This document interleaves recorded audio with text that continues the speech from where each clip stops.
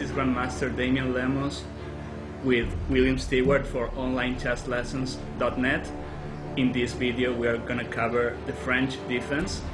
Mainly my idea is, to work on the ideas of this defense.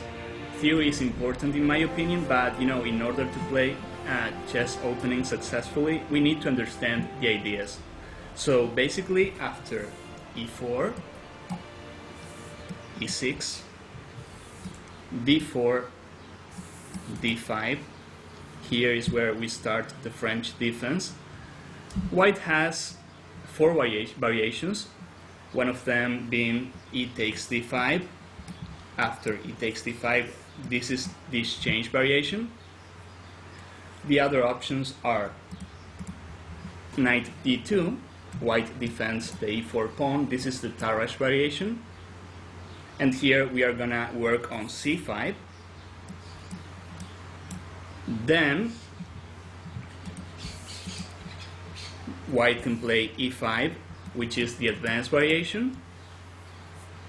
And then knight c3, which is the most popular line, knight c3. Here we are going to analyze knight f6. This is the winner variation, is that right, with knight to c3 here? Yeah, actually, if black plays bishop b4, this is, the Wiener variation. But we are going to cover what is called the old line, which is knight f6.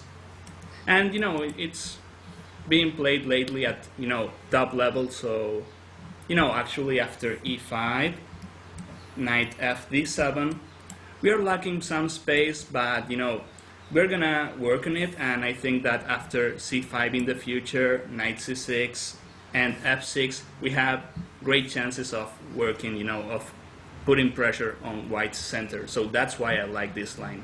And this is really kind of a, if we want to take it just a few moves for both sides, I feel like this is really kind of a classic position in the French. Yeah. Where black has got, his basic pawn structure on the light squares on e6 and d5. Right. And white has a little bit more space, but black's position is very solid. And black is really, kind of the main debate in the French is, okay, white's got more space, but is this a strength or a weakness? White's going to try to say this is cramping black, and he's going to use the space to attack. And black is really going to be trying to undermine white on those big pawns in the center. Right, yeah. The question is, can white handle this pressure in the center, right? As we'll see, we'll have to, press mainly the d4 pawn. In other variations, like the advanced variation, white has the chance to place a pawn on c3. So we'll see that he's got a pawn chain, b2, c3, d4, and e5.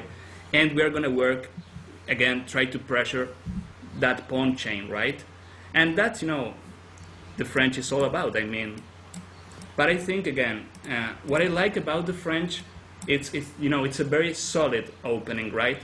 And, of course, as I said, theory it's important, but as long as we know the ideas, we can get a nice middle game position, right? And that's, our goal in the opening, especially when we play black, right? We cannot get an advantage sometimes. With black, we have to look for equality, and then we can try to look for the advantage. So basically what you're going to learn in this DVD, we're going to be going through the main lines, as we just looked at, the exchange variation, the knight to c3 line, the knight to d2 line with the Tarrasch variation, and the advanced as well. Advanced variation. Yeah. So what you're going to learn in this DVD is basically a comprehensive system for black against 1e4. You're going to learn how to not just equalize, but try to gain a very strong advantage, an initiative out of the opening, and how to really undermine white's center and really attack with black.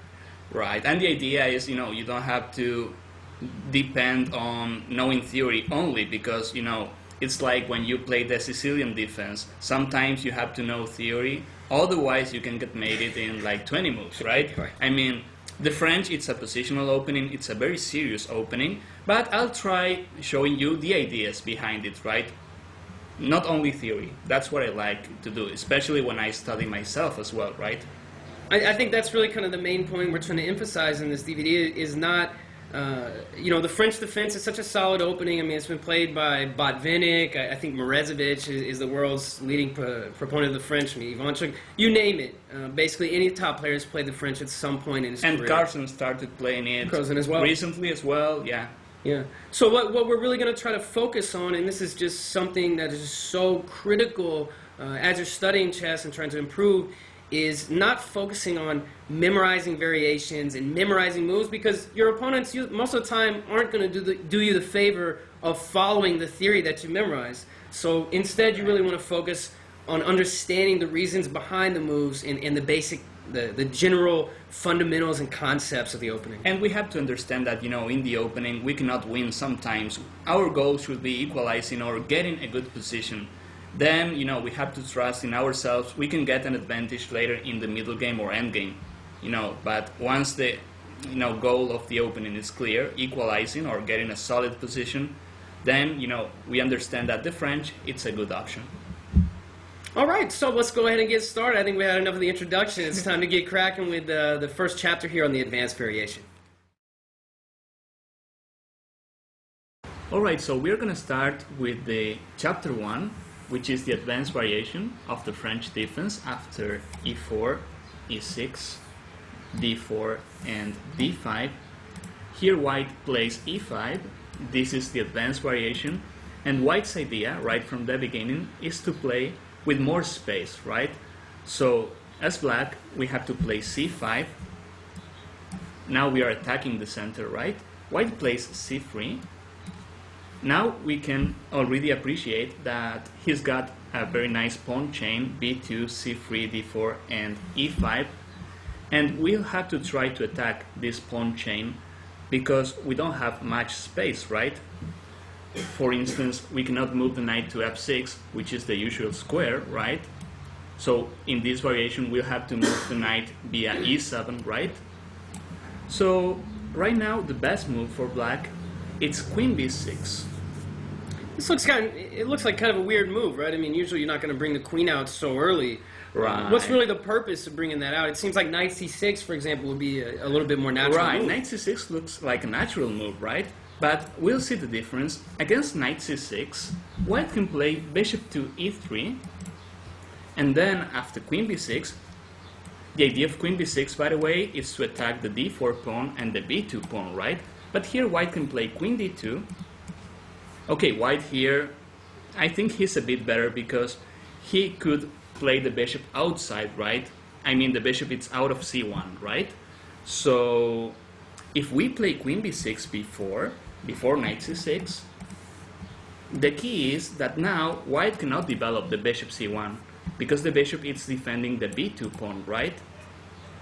So here, the best move for white is knight f3. Then we'll play knight c6. Now, see, we are attacking the d4 pawn again, and white here has some options like a3, which is the main line, and there is bishop d3, which is a gambit, and we'll see it as well. And the other move we are going to cover is bishop e2. Okay, so by the way, we have to say that d takes c5 is not a great move, right? Because after bishop takes c5, we are attacking the f2 pawn, and it's not easy for white to defend it, right? And his development is not great. Basically, the e5 pawn is not protected anymore, right? So, okay. So I think it's definitely worth mentioning the advanced variation has got to be one of the most aggressive and really one of the most common lines for white against the French defense. Right, and basically it's easy to play, right? Because white plays e5, then he plays c3, and I think what, you know, white players like about it is that, you know, black cannot play the knight to f6, right? Black has to develop in another way, not the natural way. So, okay, in this position, we'll start with bishop d3. I think this is the first line we should start analyzing because it's, you know, popular, especially at lower levels, because white sacrifices a pawn, and, you know, it's like a gambit. we'll see. We'll have to take on d4. C takes d4. White takes C takes d4.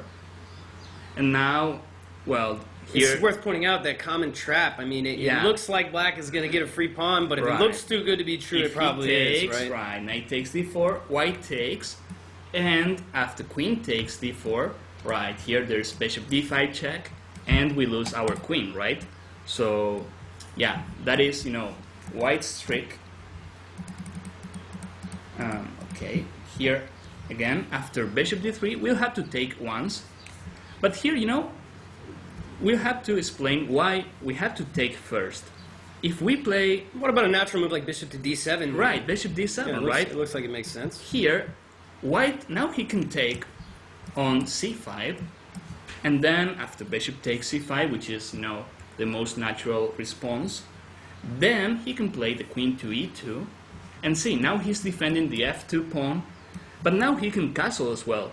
Previously, the bishop was on f1, right? And now he'll play b4 later, and probably a4 as well, and our bishop has to go back. And I think if black tries, for example, to prevent b4, a natural move I think would be a5. a5. Looks like he's going to be giving away some very important squares there. Like the b5 square. Also, the d4 square will be a nice square, like a dreaming square for a knight, right? Actually, the knights are very well placed in squares like d4, right? Because it cannot be pushed back by a pawn. Imagine our knight goes to d4. We would love to play a move like c5, but we cannot, right? So the knight on d4, it's great.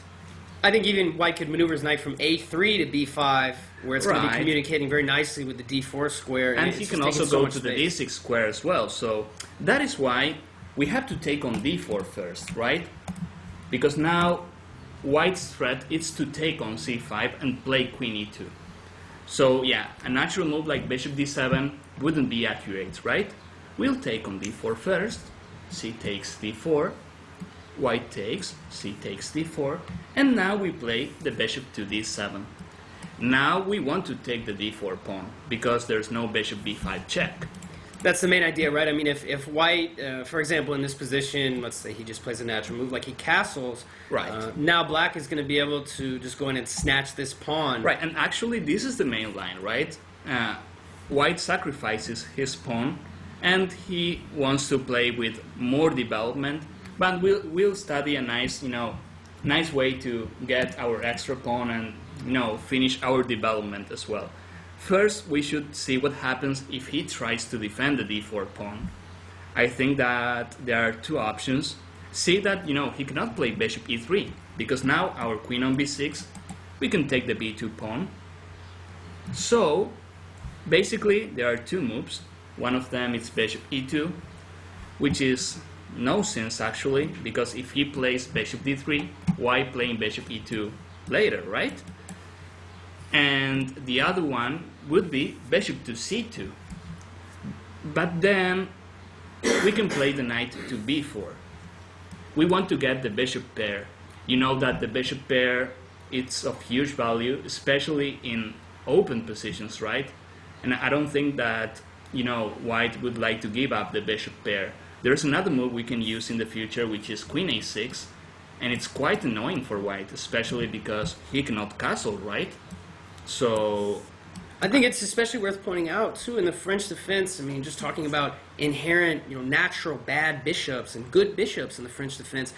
For white, all of his pawns are on dark squares, right? So they've got all the dark squares covered. That means that white's good bishop is naturally going to be his light squared bishop because it's covering all of the squares. It's able to maneuver on all the squares that white's pawns on the dark squares can't cover. So if you're able to just go ahead and take that light squared bishop for black, right, long-term positionally, you're going to be in great shape. Especially, bishop c8 in the French, I think that's our worst bishop. Usually in, most openings for black, the Slav defense, the Dutch defense, the French as well, the bishop c8, it's a problem, right? Sometimes we don't have good diagonals for these bishops. And here, if he plays something like bishop e2, this is an example, of course, but we can try something like bishop b5, and then we trade that bishop, right? If we trade the light squares bishop in the French, I think we achieved something, right? Because that is our bad bishop, right? And usually the light square bishop, it's white's best bishop, right? So I think it's worth to try trading this bishop. Okay, so after bishop d7, which, you know, it's threatening knight takes d4, white decides to give that pawn up by castling, and then we should take that pawn with knight takes d4. So this is really quite a dangerous, the Milner-Berry gambit here. I mean, this is really quite a complicated line. Black, Right. you know, it looks like you're getting a free pawn, but white really does get quite a lot of compensation. And I believe I've seen some, even Grandmaster Alex, Super GM Alex Morezovich has played this Right. line recently against Topalov with white, you know, sacrificing a pawn at the 2700 plus level. The Milner-Berry gambit's got some bite, right? It's not that easy, even in this computer era where everything's analyzed so exhaustively. White really does get a lot of intangible compensation with the initiative, and a lasting initiative in the center. Right, and that's White's idea, right? I mean, that's why we had to be prepared and know, you know, basically some defensive resources, right? Because otherwise, as you say, White's compensation, it's big, right? He's got more development here. So, okay, after knight takes d4, usually White takes, knight takes d4, then, well, we take, queen takes d4, and now White plays knight c3. Again, he keeps sacrificing pawns, right? But he wants more development. And here, our best move, you know, our better move, in my opinion, it's a6. But, well, we'll have to understand why, right? White wants to play the knight to b5. And here, you know, we can also consider queen takes e5. But, you know, problem is that, you know, now White can play something like rook e1. He keeps, you know, developing pieces. And we are only taking pawns with the queen, right? We are not developing much. According to the opening rules, that's not correct, right? So It's very dangerous. I think you know, taking the second pawn, it maybe is, you know, kind of fool's gold. I think it's probably a little bit too complicated, a little bit too dangerous. And you know, as we saw there, I mean, after taking the pawn, White instantly is just you know, attacking on the e file. The king is being hit by the X-ray, and it's a very difficult position for Black. right, actually it requires too much preparation, right? And perhaps, you know, there's no need to take such risks, right? When we are already a pawn up, sometimes, you know, a pawn is enough for winning, right? So let's play a6. Now let's take care of our development, and that's gonna pay off in the future, you know. So why this move a6? I mean, it seems like, you know, there's a lot of other natural developing moves. You know, we could try to bring the bishop out. We could try knight e7. Why the move a6? Right, the point of a6 basically is that we want to stop knight b5, I think. And our queen, it's gonna come back home, so, you know, that's why a6, I think it's necessary, you know, we stop knight to b5. So, White plays queen e2, he defends the e5 pawn. Now we play knight to e7. Our knight is ready to come to c6, right? From c6, the knight is gonna attack the e5 pawn, right? So here, White plays king h1. We'll understand this move after knight c6, and now White plays f4.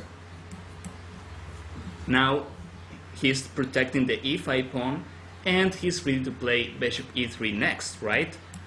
Right, yeah. Before, I think if he played bishop to e3, then it really is safe to just go ahead and capture the e5 pawn. Right. Now that you've completed a little more development, you know, if your opponent really wants to give you that pawn, well, you're a couple moves ahead in development now. And now it's great to see that his queen is on e2, right? It's much different, If right? he With the plays- rook on e1. Right, the rook on Yeah. e1, right. And now our development it's better as well, right? So I think we are ready to take that pawn, and we are not far away from castling, right?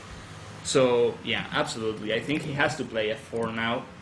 And what I like about this line, it's forced, right? So, you know, I mean, White, I don't think he can play better like this, but he's a pawn down, right? So he'll have to be careful. If his attack is not successful, then, like I told you, right, an extra pawn should be more than enough to win. It's definitely one thing about this gambit line. You know, I mean, most lines in the French defense don't really require such precision in the Right. early parts of the opening. But in this gambit line, this is one of the most critical continuations you're going to see white employ. Right. And, you know, basically the burden of proof falls on white. You know, it's a good idea to be prepared with black here. You know the Right. general ideas. And if white isn't able to get a very dangerous initiative out of the opening, the burden of proof is on white. You know, black is going to have the Right. extra pawn. If black can consolidate, he's up an extra protected pass pawn in the center. Right. So after f4, here we play knight to b4. And now we see another advantage of a6. Now he cannot play bishop b5, for instance, right? Or knight b5. White has, you know, two options here. He can move the bishop back, bishop b1, which is, I don't know, I mean, it's not a great option, but, you know, let's see why. We can play queen c4 here. And after queen c4, we want to trade queens, which is actually a threat. Trading queens here means that, you know, black is almost winning. Any endgame, I think that black, it's much better here, right? Here's a pawn up, and white wants to attack, right?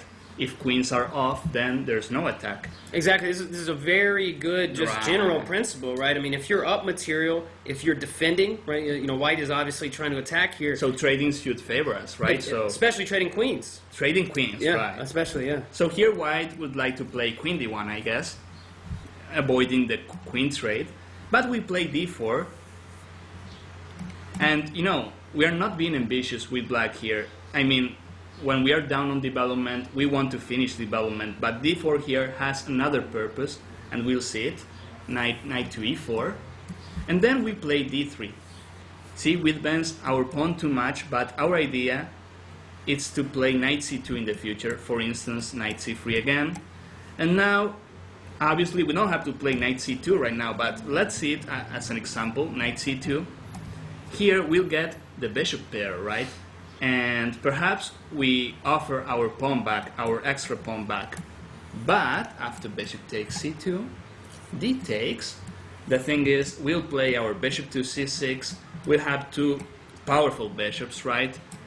And development-wise, we are not down anymore. And this looks great for black. I prefer a position like this instead of defending, right? Perhaps our extra pawn is gone. But, you know, positionally wise, the bishop pair counts, right? It's a totally open position.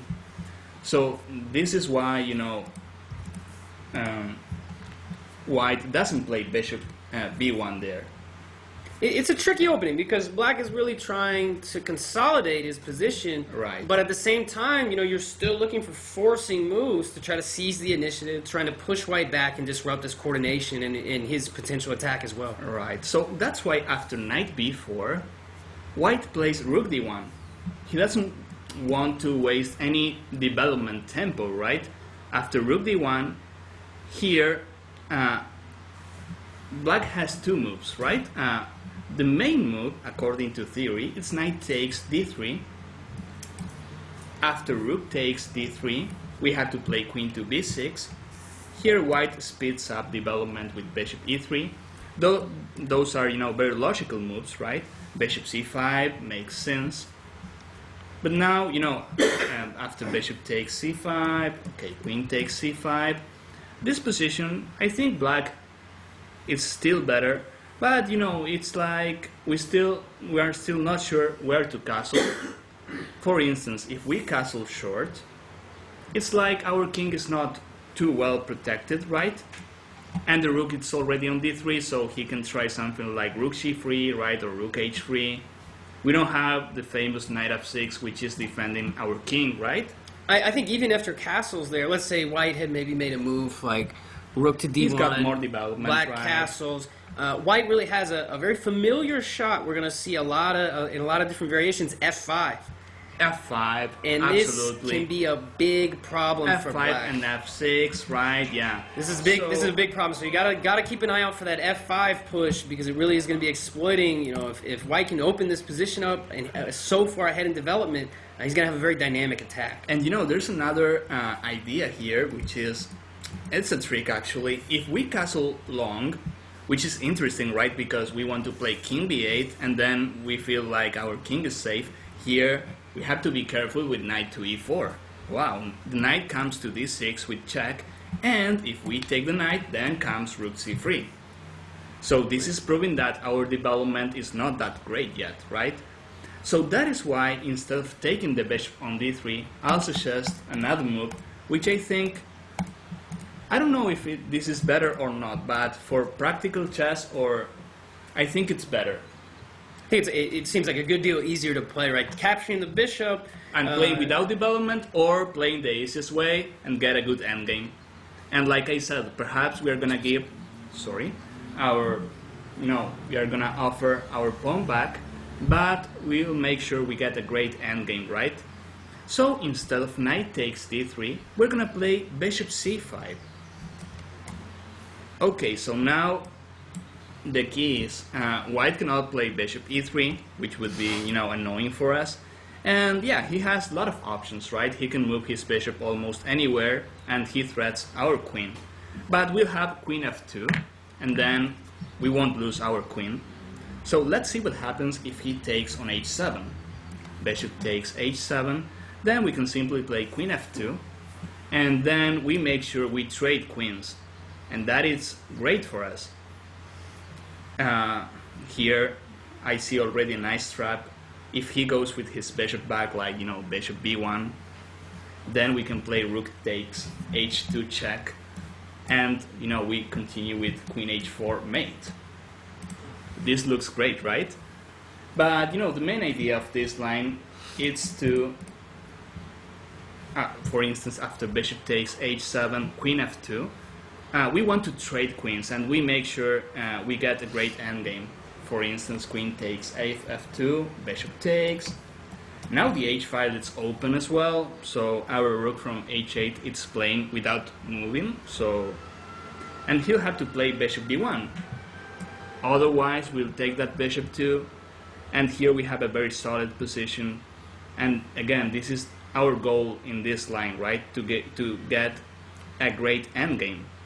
Even though material is equal here, Yeah. Black has a much more promising pawn structure in the long term with that protected pass pawn on d5. Right, and another thing I would like to say here is that, the king is in the center. We can castle, but we can also play king e7, not here, right? I mean, it's an idea, but the king is closer to the center, and that's great in endgames, right? So, okay, let's see after bishop c5. Here, White's main move, it's, bishop takes a6. So And not then- opening the rook on the h file. Right, but it's opening the rook on a8, right? So we play queen f2 anyway. We make sure we trade queens, and here we can see already, a trap. If he takes the queen, bishop takes, and then he cannot take the b7 pawn, because we play rook a7, and then the bishop is trapped, right? So Even if he plays a3, right, it looks like we're going to have maybe knight to c2 coming in. right, And- and then we just take the bishop. So yeah, Just a free piece. actually he should play something like, bishop b5 or bishop e2. But then again, I think our endgame is much better. We have a pass pawn, right? The d5 pawn, it's like a pass pawn, right? If we get a king's endgame, the rook on a8 is playing, and our king is closer to the center, right? Not to mention, in some lines, we can try something like knight c2 and knight e3, and then White, he'll have to give the bishop pair, perhaps, and that is giving us the bishop pair as well. So I think this line, again, compared to the knight takes d3 line, perhaps we don't get extra material, but we make sure we play a nice endgame, right? So that is our goal, right? I think that's a good thing to focus on, especially when you're coming up against these type of gambit lines in the advanced variation, is don't be too greedy. I mean, Right. you're going to have a good end game with the protected passed pawn on d5, so, it's a fine line between should I try to go after his two bishops, or should I go for development? And, if you're not studying like crazy with a computer and analyze, memorizing the variations, you might just want to try to play it There's safe. no point in doing that sometimes, yeah. You might just Sometimes wanna it's play it easier safe, than yeah. that, right? Like this, right? You play an endgame, you can win in endgames as well, especially because I think this endgame offers us good chances of winning, right? And we are playing against white, white players. When they play this, they wish to get an attack, right? And here we are like freezing his ideas, right? So it's great. That is great as well. So okay, that's all for this gambit. Now we'll move to other lines, right? Let's go here.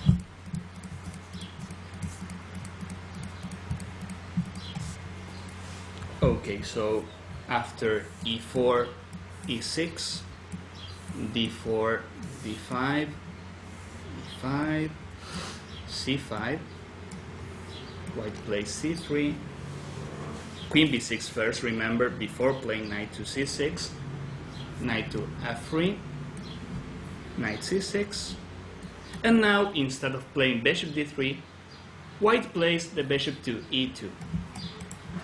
So this is a little bit calmer, right? I mean, in the bishop e2 line, white really isn't trying to immediately sacrifice the pawn and go crazy trying to get the initiative and attack black immediately in the opening. Bishop e2 is kind of a more natural developing move, a little bit calmer. White is more aiming to complete his development and try to maintain his strong pawn set. Right, like you say, right? He wants to finish his development and he wants to play with his extra space, right? But he's not going too crazy. I mean, he wants to keep his pawn chain, right? And he hopes to get his advantage by good means, right? Not sacrificing pawns, right? So after bishop e2, again, he wants to take on c5 and castle, right? So we'll have to take first on d4. And, well, he has to retake with the c pawn. And now I like playing knight c to e7. We'll see that our idea now is to play knight to f5, and this is a big threat, right? Because we are attacking the d4 pawn. If, for instance, if he castles here, that will be a mistake, because then we can play knight to f5, and here white cannot defend the d4 pawn anymore, right? I mean, we're gonna take it, we have three attackers, and again, bishop e3 is not possible, right? Because that bishop was defending the b2 pawn, right?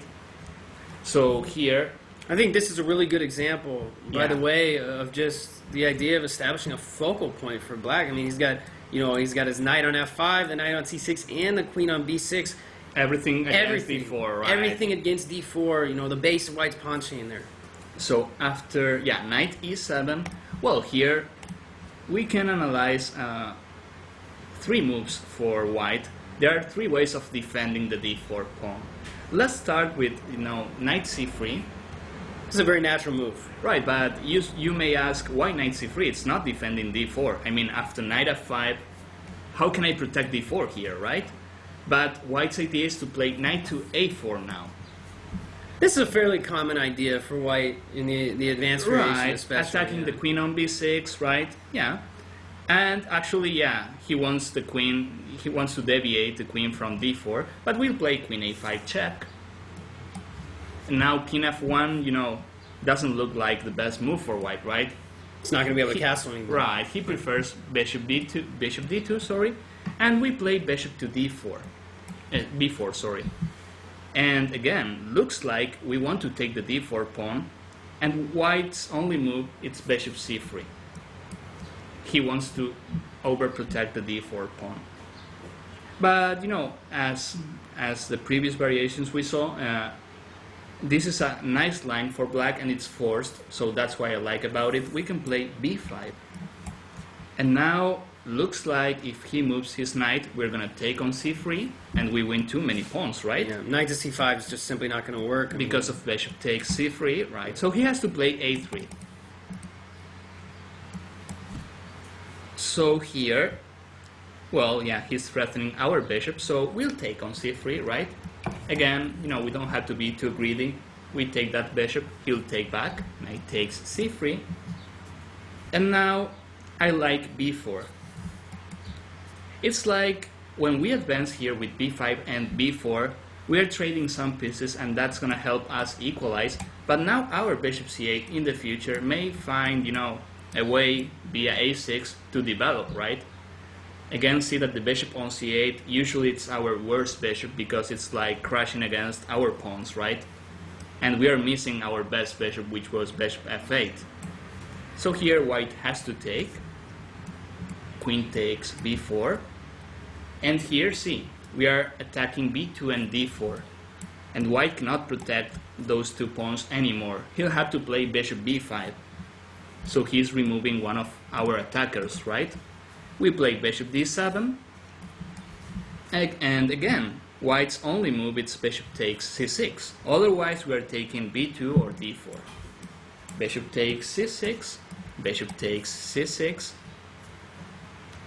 Usually white plays queen d2, right? So he defends the b2 pawn. And see here, this bishop, which is usually a bad bishop, now it looks like a great bishop, right? Here we castle. We are finishing our development. White castles as well. So logical moves, right? And here we can play, for instance, rook fb8. See, all our pieces are helping, right? After he plays something like rook a2, we can play, for instance, a5, and see, the position looks equal, but you know, first, as black, we got what we wanted, which is equality. Our bishop is supporting a queenside, you know, we can win more space at queenside. Actually, this reminds me of the Benko gambit, right? It's like we are pressing at queenside. I don't see any, I mean, I see that black is attacking, but I don't feel like white is attacking as well. So this is at least equal, and we have some ideas to, you know, improve at queenside. So if we got equality here, I'm already satisfied with the opening result, right? I think you really can't ask for more out of the opening. I mean, black Right. is in almost complete control. That's what we have to understand, Yeah. right? I mean, once we got equality, then we can fight for the advantage. Also, why don't we talk about, for example, here, what if white tries to throw black off balance and push him back with a move like g4? G4. This is a very tempting idea. I mean, this is very common, a common thought, in, you know, for white Right. against the French defense. You know, that knight on f5 is such a nice piece. What Yeah. happens if white tries to just push it back? But you know, yeah, when he plays something like g4, especially here when his king is on g1, right, and black's position is so solid, looks like g4 is like white is losing his mind, right? I mean, we play knight to e7, obviously. Again, we are quite solid here. A lot of players as black would think this way, oh, he's playing g4, he's attacking me. But here I think, okay, he's attacking me, but I'm so solid, I want white's, you know, I want him to push his pawns in front of my king because that is gonna help me get an advantage, right? I think this is... That is the way I think, at least, you know. Yeah, no, I think this couldn't be a more classic example of that old saying that every pawn move creates a weakness. And they cannot move back, right? You can't So- take them back, right? Right. So Yeah, right. actually, yeah, g4. But this is a nice question, right? Because a lot of players they would play g4 here. It's But very then- tempting, especially, you know, the beginner, intermediate levels. G4 is such a natural move. You know, Right. white thinks he's attacking, he's pushing black back. But really what's going to happen, that pawn is going to be more of a weakness than anything, and it's only temporary that he's going to be pushing black's knight back. The knight can move wherever it wants. The pawn's going to be stuck, exposed there, and exposing white's king forever. Right. And about this line itself, I strongly recommend you to see a game between Alexei Shirov and Ivanchuk, right? It's a very nice example, right? Black won that game, and basically he defended at kingside, and he was successful at queenside, right? But again, what I think in this position, we got equality, and that's what we wanted, right? So, okay, now let's go to another line.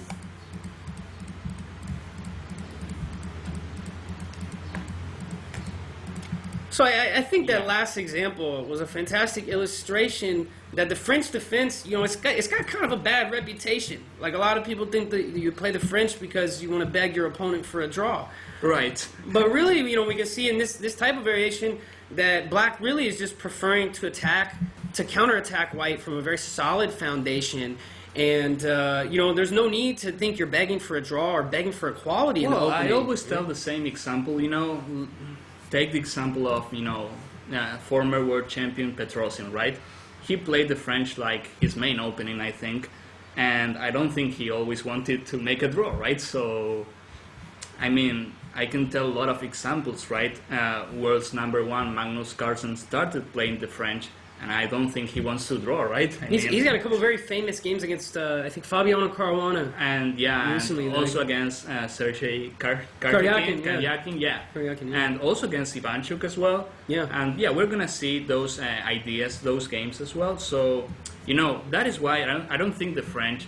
Of course, we want to equalize, but we don't want full equality. We want a game with chances as well, right?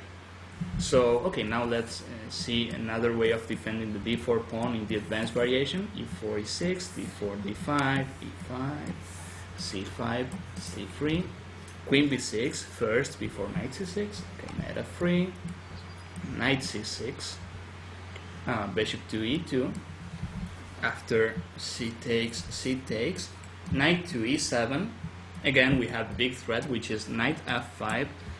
Now, what happens if white plays b3? Looks kind of like a weird move, but it's quite natural, the idea. I mean, it's very difficult for white to develop his dark square bishop on c1. Right. His bad bishop is going to be biting on his own pawn, so the idea of the b3 move, he can either move it to b2, where it's going to be reinforcing his center pawn on d4, or even sometimes, similar to what you mentioned for black, trying to trade off his a6 bishop, or simply placing it on a better diagonal. White can try to move the bishop to a3, where we can see it's going to be on a much better, much more active diagonal as well. Right, so, after b3, we're going to play knight f5, so, because we want his bishop, stay on b2. Right. And actually, I don't like this b3 much. We'll see knight a3 and knight c2 is better, in my opinion, right? Because now the bishop on b2 is like, in a closed diagonal, he's not doing much. I mean, he's only defending the d4 pawn. But here we'll learn a concept, right? It's not only theory, and we'll have to use this, especially in the main advanced variation. Here we'll give a check, bishop b4. This is critical. Yeah, this is critical, right? Because after bishop b4 check, well, we can see here that white cannot cover the check, because then the d4 pawn is going to lose a pawn. Falling, yeah. Right? And here after bishop b4, he has to play king f1, right? Well, I mean, this is not a disaster for white, but he cannot castle, right? So, that is great. And here, we'll go back to e7. I mean... Yeah, leaving the bishop, we did what we wanted, a little bit exposed, right? Yeah. Let's say if black were to castle, white might start getting a little bit of counterplay on the queen side by advancing his pawns on a3 and b4. Right. And he's going to be seizing a lot of space. Right? So, yeah, there's no need to allow that. But, so I think the key point here, I mean... It's to give the check, bishop b4. Once he plays king f1, we got what we wanted. We go back to e7. And another point of bishop e7, apart from preparing f6, which is I think the critical rupture here, we also give support to knight h4 in case white goes g4, right? I mean, it's a very nice idea. Knight h4.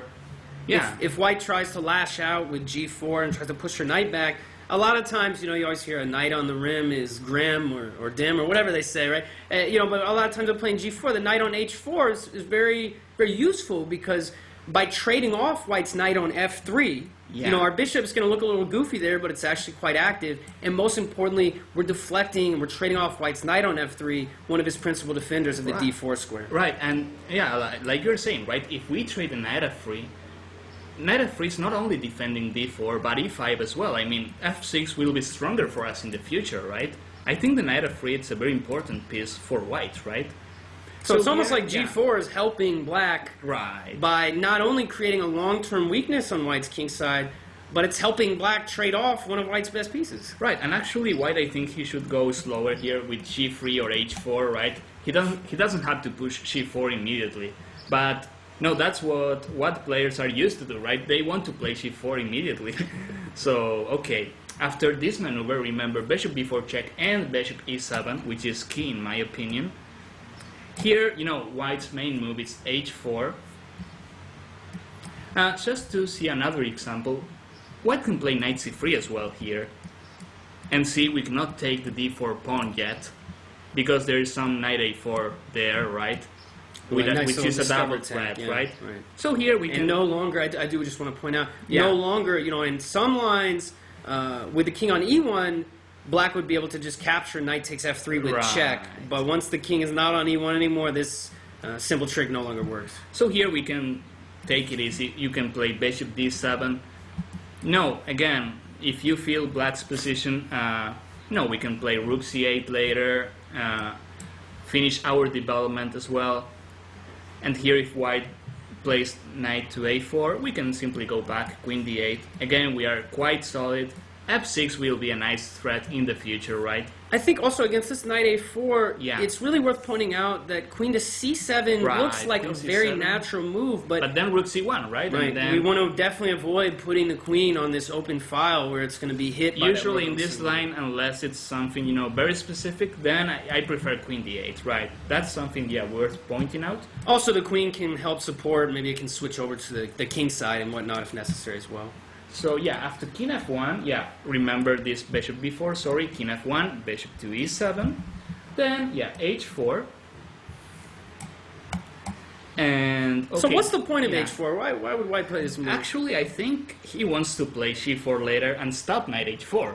I mean, and he's also like grabbing some space at king side. Sometimes he even lifts a rook, rook to h3s. It looks crazy, but lifting this rook to the third rank. Maybe kind of plays against the fact that white has already lost the right to castle. He can just jump the rook into the game. Or he can, he can also play something like c3 and king c2, and that king side looks great, But actually, he has to find a nice square for his king because one day will castle. The rook on f8 will be dangerous, right? I mean, f6, the rook on f8 are helping, black's attack, right? I mean, the king on f1 is not a great piece, so. I think the purpose of h4 is first to stop knight h4, and he wants to play something like c3 and king c2. So after h4, we play bishop d7. And this reminds me of, some variation we saw before. What happens if he plays c4 here? I mean, it looks great, but then knight c8. And it's like, he's pushing his pawns too much, and his development is not great, right? Ours, it's great, so I don't think this is great, right? It looks so great, yeah. At first glance, it looks better for white, but if you look a little deeper, you'll see that white is really creating a lot of weaknesses, and black, again, from a very solid position, is going to rupture. Later, He's going to rupture the position with f6, and we're going to see white is a little bit lacking in coordination. And here we'll see a nice example of this line, the one I like, better. White played knight c3 in this game. So here, after knight c3, we are ready to take the d4 pawn. Knight takes, and now white takes on d5. That was his idea, right? Here white, he wants, to destroy our pawn structure. But here we'll see that, once he takes on d4, his king on f1 is not a great piece. Here we trade, again, knight takes d4, bishop takes d4, and here we play bishop c5. We don't mind trading, that is, helping us equalize, but here I think we can fight for the advantage as well, because let's say bishop takes c5, queen takes c5, let's say somehow white takes the d5 pawn. It's like, it's not that important because we can be a pawn down, but his king on f1 is not great, and the position will be open, right? And that development will help us, right? We can castle quietly here. I think it's definitely worth pointing out as well, White's main trump in his position before was his extra space generated by the pawn clamp on e5. Now we can see the pawn on e5 is just an incredibly, just it's a long-term weakness. And black is you going know, to he's lucky constantly he attack. hasn't played g4 Right. before this. It'd be even because worse. It would be even worse, right? Yeah. We are quite solid. It's like we don't care if he takes this pawn because the position is gonna be quite open and his king here is not gonna help, right? So Absolutely. again, I think this line is so great for black, right? And we have the concepts clear, right? I mean, especially if we know this trick, right? Okay, we take, if he takes, I mean, we want to give this pawn. Like if he plays rook c1, here we can still play queen a5, but in the future we can consider giving this pawn up. And white will have to see how to find a good square for king f1. So this line, I think it's great as well. Now let's move to other lines. We'll see the third way to defend the d4 pawn in the bishop e2 line of, you know, the advanced variation. Here.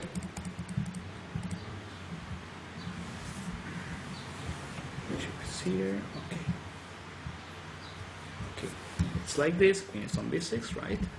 So we saw knight c3 and knight a4, which is defending the d4 pawn, b3 and bishop b2. And now we'll have to see the other option, which is knight to a3. This looks like a pretty weird move. Right, but you know, in the French, this maneuver, you know, we'll see this, you know, quite often because he wants to play the knight to c2, and from c2 the knight is doing much better defending, you know, the d4 pawn. So we'll play knight f5 anyway, attacking the, you know, the d4 pawn. Here, knight to c2 is the only move. Knight b5 is not working, right? Because then we just push this knight back, and d4 is falling. So yeah, he'll have to play, yeah, knight to c2. And then I like bishop b4 again here, giving a check. Our idea is bishop b4, then bishop e7 again, just like the previous variation. And This the- bishop b4 yeah. idea, I mean, this is really something to remember against Right. the advanced variation with these main lines like bishop to e2, knight to a3, the b3 Right. ideas. The bishop b4 check is just... And going back to e7, right? Because yeah, then absolutely. And here we'll have to see that, you know, he cannot take, because then we simply retake, and it's like, yeah, he's losing a pawn, right?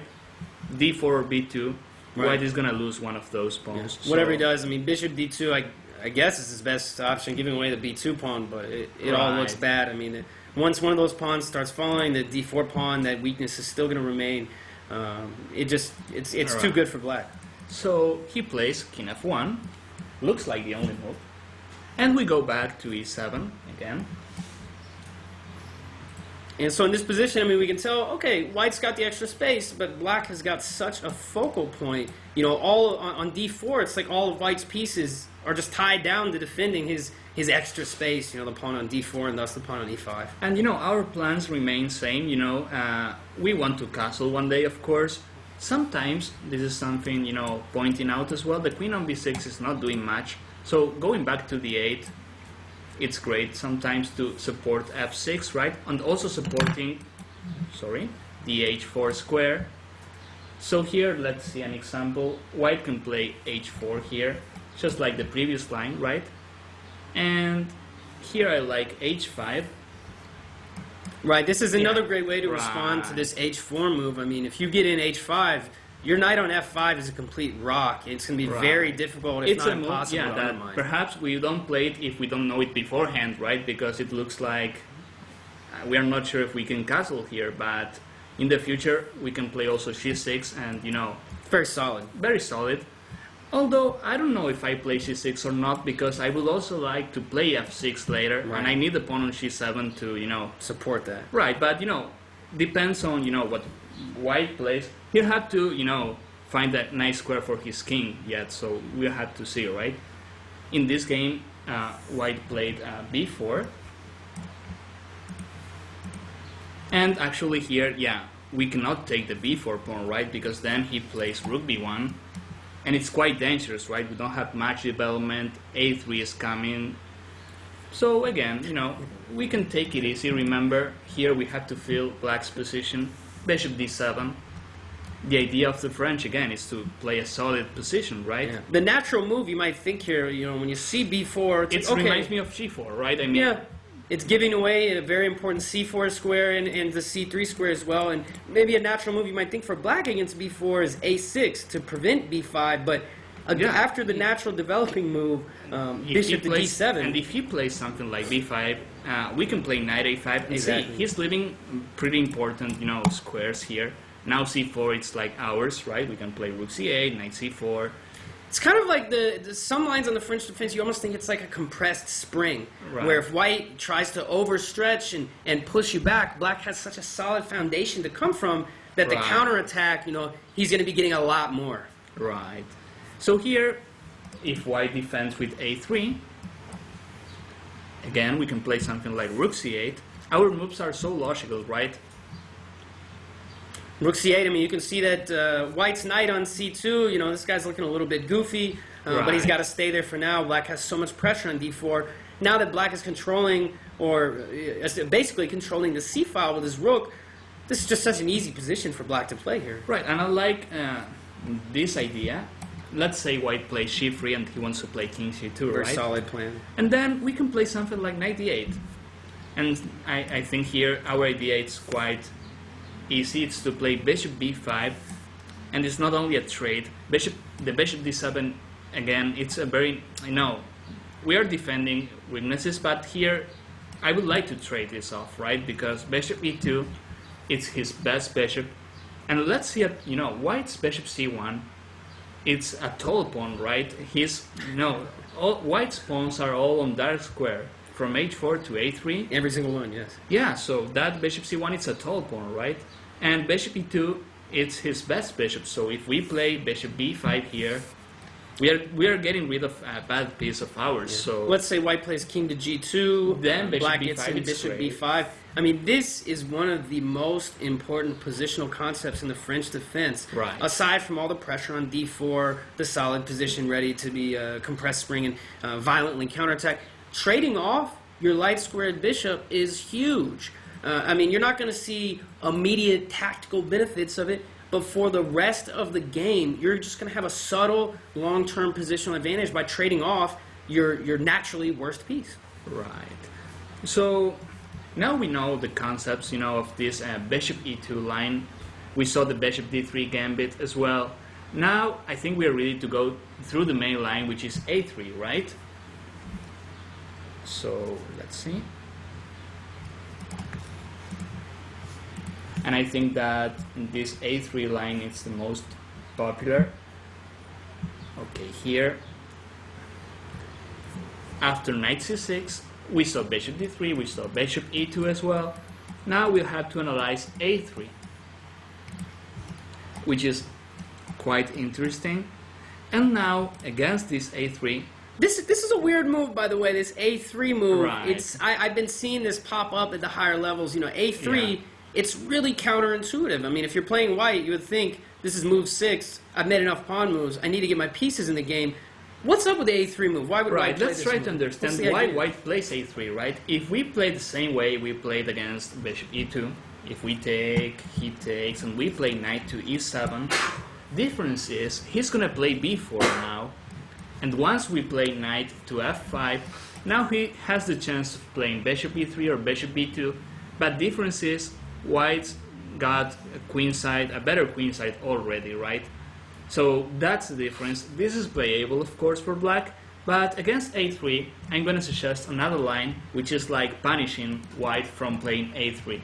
Yeah, the space advantage in that line, just real quick to just review that, I mean, Yeah. if black plays like an early captures on d4 and knight to e7, Yeah. the space advantage that white naturally obtains with this early b4 advance, Right. it can be a little bit unpleasant for black if you're not Right. really familiar with the lines. I mean, white is always going to have just a little bit of an edge on the queen side naturally, and so I think the line that Damien's going to recommend here, while it is definitely very different from other lines in the French defense, And doesn't require too much theory knowledge, but again, we have to understand that position and its ideas, right? What I'm gonna suggest here is to play c4. And here, yeah, it's like we want to play a closed game, right? But see, we play c4 because he played a3 already, and now he's got a big hole on b3, right? This might look a little bit loco to you. I mean, if you're thinking c4, I mean, this is normally, in most lines, almost every single other line of the French defense, this is the last thing you want to do, is push this pawn to c4 and give up all the tension in the center, all of your pressure against white's d4 pawn. I mean, this is the last thing you want to do, right? Black's whole game against white's space advantage, black's compensation, is his pressure against the center, and specifically white's d4 pawn. So pushing the pawn to c4 in every other variation of the French is a horrible idea. But in this variation, there's a huge difference that by playing a3, every pawn move creates a weakness. Right. That square on b3, it looks like such an inconsequential square, but by playing c3 and clamping down on that, pushing the pawn to c4, black is going to have a really comfortable game now. Right, so after c4, usually we want to play knight a5 and knight b3, right? I mean, we're going to play that anyway, but I mean, white has to play knight d2 here. And as you can see, if white wants to open the game somehow, he'll try playing b3 in the future, right? Supported by rook b1. But I mean, if he wants to open that position, he'll try to play b3 in the future. So he plays knight d2, mainly because he wants to stop a knight to b3, and he wants to play b3 later. He's trying to play it maybe immediately before black can lock it down. So now we play knight to a5, and we have to play this first because we want to stop b3. Here there's a funny mistake, which is knight to e7. A lot of players fall for this trap. Here comes bishop takes c4. And this is ugly for us, right? Because then after this one comes knight takes and then knight d6 check. And we are losing here, right? It's going downhill in a hurry. I mean, it's all bad. Well, I don't know if we are losing. I'm not so sure, but it looks like losing. Yeah, this does not look very fun to play. I mean, the knight's coming to d6. Not at all, right? The knight's coming to f7. White's getting 3 pawns like that. Yeah. Black's king is stuck in. This is a nightmare. And actually, we'll see this trap in a better version now. For instance, if we play bishop d7 here, and he plays, I don't know, rook b1, knight e7 here, it's even worse, right? Because bishop takes c4 comes again with great power, right? It's even worse. Yeah. This a3 line, it looks kind of innocent. You know, it looks innocuous. Peaceful, but it's not There's some peaceful. tricks. This is a very aggressive line. There's a reason why it's the main line, right? So yeah. We play knight to a5, remember this, right? Instantly stopping b3. And yeah, we're also supporting the c4 pawn. Well, it's protected, right? But I mean, we don't have to worry about bishop takes c4 anymore. Absolutely. So here, white has 2 different ways of, developing. One of them, it's bishop to e2 and castling. Very natural. Yeah, and the other one, which looks more specific, c3. And he wants to play something like bishop h3. And he wants to grab some space at kingside as well, right? So let's start, with c3 here. Let's see what happens. We play bishop to d7. Really, I think what's really important to point out in this line is that black is already giving up his tension in the center, his pressure against the d4 pawn, but it results in a very different type of struggle, where black is more locking down the position on the queen side. A lot of times he's going to castle queen side, where it's going to be completely closed. In these lines, I think we have to castle queen side, That's and black just controls so much. 100% of times we are castling queen side here, because, it's like queen side, it's ours, king side, it's, white's. So he'll attack here.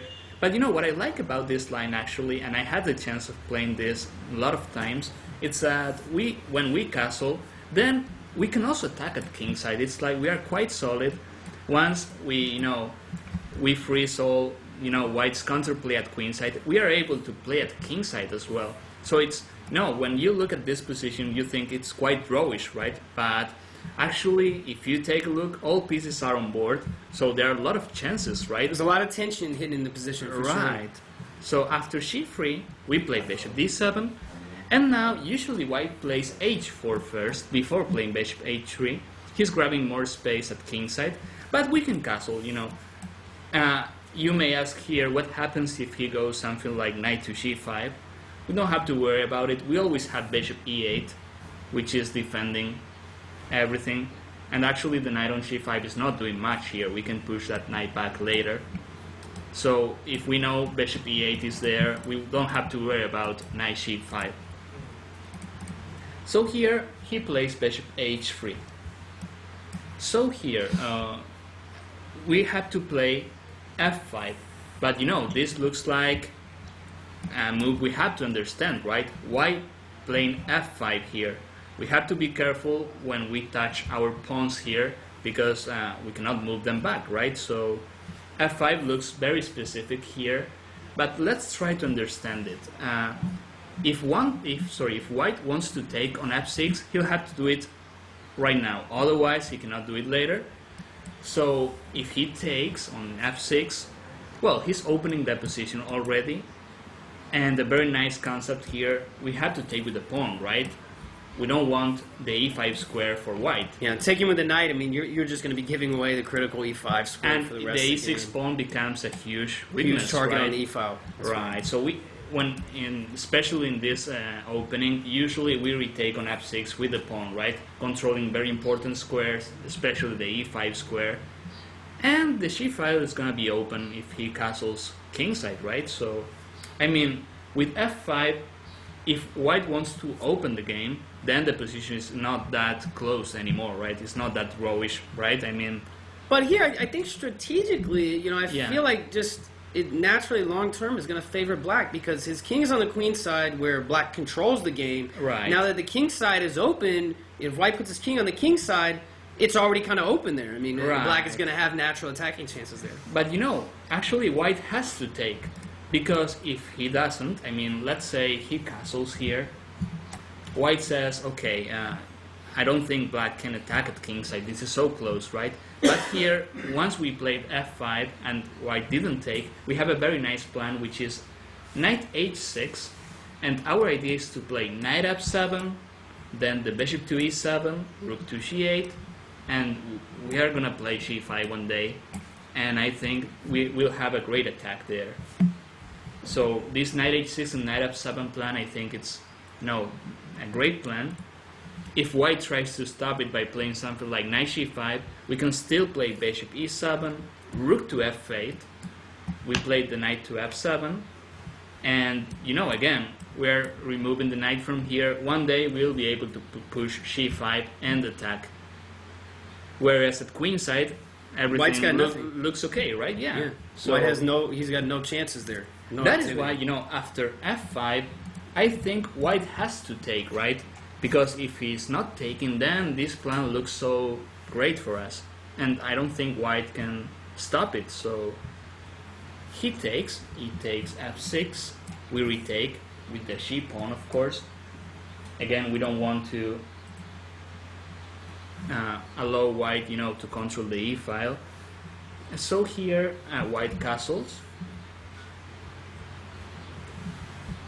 And then the move I like the most here is knight h6.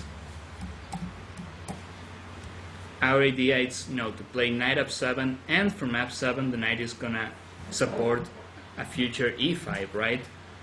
So after knight h6, it looks a little strange too. I mean, the knight on h6 here, but like you're saying, I mean, the knight's got to maneuver. This position is a little strange, honestly, with the pawn on c4. And previously, as I said, it was like a drawish, looking position, but right now it's quite open. There's quite a lot of play. And another thing I like about this line, sometimes white, he struggles finding, a way to develop his queenside, because if he moves the knight e2, then we are able to jump to b3. That's a nasty claim. Yeah, if he cannot, move the knight from d2, it's like he cannot play bishop c1. It's like he's down two A1. pieces, right? I mean, his bishop and rook on the queen side are completely frozen. That's what I like about this line as well, right? It's like as queen side is frozen, right? So after knight h6, and this is, I had the chance of playing this, and I found this line like 4 or 5 years ago. I worked in this position myself. After rook e1, which looks like the most natural move, natural right? move, pressure on the e5. And this was my idea, right? And again, I was lucky I had the chance of playing this. Black can play e5 here. It's quite a surprise, right, for white. After e5, it's like black starts sacrificing. But see, he has to take, bishop takes. First thing, the bishop on h3 was being attacked. And after rook takes d7, see, if he takes on e5, Then, look, the queen on b6, we are attacking f2. The c3 pawn is not that protected. I mean, if we play something like rook c8, we'll be attacking that pawn. Moves like knight c4 and knight f5 are coming as well, right? Those two pawns are under attack. Bishop c5 comes in as well. And another move I like so much, sometimes we have the chance of playing rook c7 and rook c8. So this is like too much for white, right? Suddenly, from a very equal position, we get a great activity, right? I don't even think it's even sacrificing a pawn. I mean, I don't even see how white can even accept it. I mean, it just looks way too crazy with white's bishop and rook on the queen side, completely out of the game. I mean, black is essentially attacking here with a free hand with 2 extra pieces. And you know, actually I had the chance of playing this. When I played this, I faced this bishop takes d7, rook takes d7, and now my opponent played, he didn't take on e5, because yeah, he was like smelling the danger, right? And he played something like rook e2, but then I had the chance of playing e4, and now it's like black takes the lead, right? It's almost like black has everything. I mean, he After controls the 91, queen side, right. you know, I mean, white's positions, there's no coordination. Then we have a clear way of attacking on c-file, right? I mean, rook c8, I don't know, rook c7. I mean, the thing is, the plan is clear, right? I mean, we have a clear target, which is the c3 pawn, right? So, and, you know, he couldn't play b3. I mean, that's the something main to attack, thing, yeah. right? I mean, I think that's the main idea in this variation. Although black is giving up his tension in the center and the pressure against the d4 pawn by playing an early c4 push, the fact that it's so difficult for white to just get any kind of activity, which he normally wants in the advanced variation, the bishop, the rook, and the queen side, I mean, it's just so tough for white to free his position and go ahead and get out there. So let's go ahead and move on here. I mean, this has got to be a great position out of the opening for black. Let's move on and check out another line here in the advanced variation. Right. So here, instead of c3, let's see what happens if white develops bishop e2. After bishop e2, we simply play bishop d7. It's important to bring the bishop to d7 quickly just to really make sure white's not going to be able to open anything up on the queen side. Right. And after bishop e2, bishop d7, white castles. And here a very nice point. Here we don't have to castle that quickly. We'll play knight e7 first.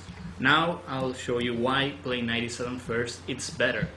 See, my idea is if he plays something like rook e1, see that here the moves are not that important. The plans, we have to know the plans, right? Because it's such a close position that sometimes I can play something like queen d8 again and nothing won't happen, right? I mean, so after rook e1, our idea, we'll play queen c7. It's kind of a weird move. Yeah, I mean, why would you put the queen on yeah, c7? why queen c7, right? But see, white's idea in this line, he usually plays rook b1 and b3. So it's like we are running away before he does that.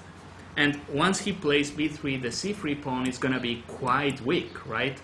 So that's why we play queen c7. The queen on c7 is also doing a nice job, maybe preparing some pressure against the e5 pawn in the future as well. When we play f6, right? And the key point here, well, rook e1, queen c7, this plan is worth remembering. We want to play knight c8, knight b6, and here we see another advantage of queen c7, and from b6 we are ready to play bishop a4.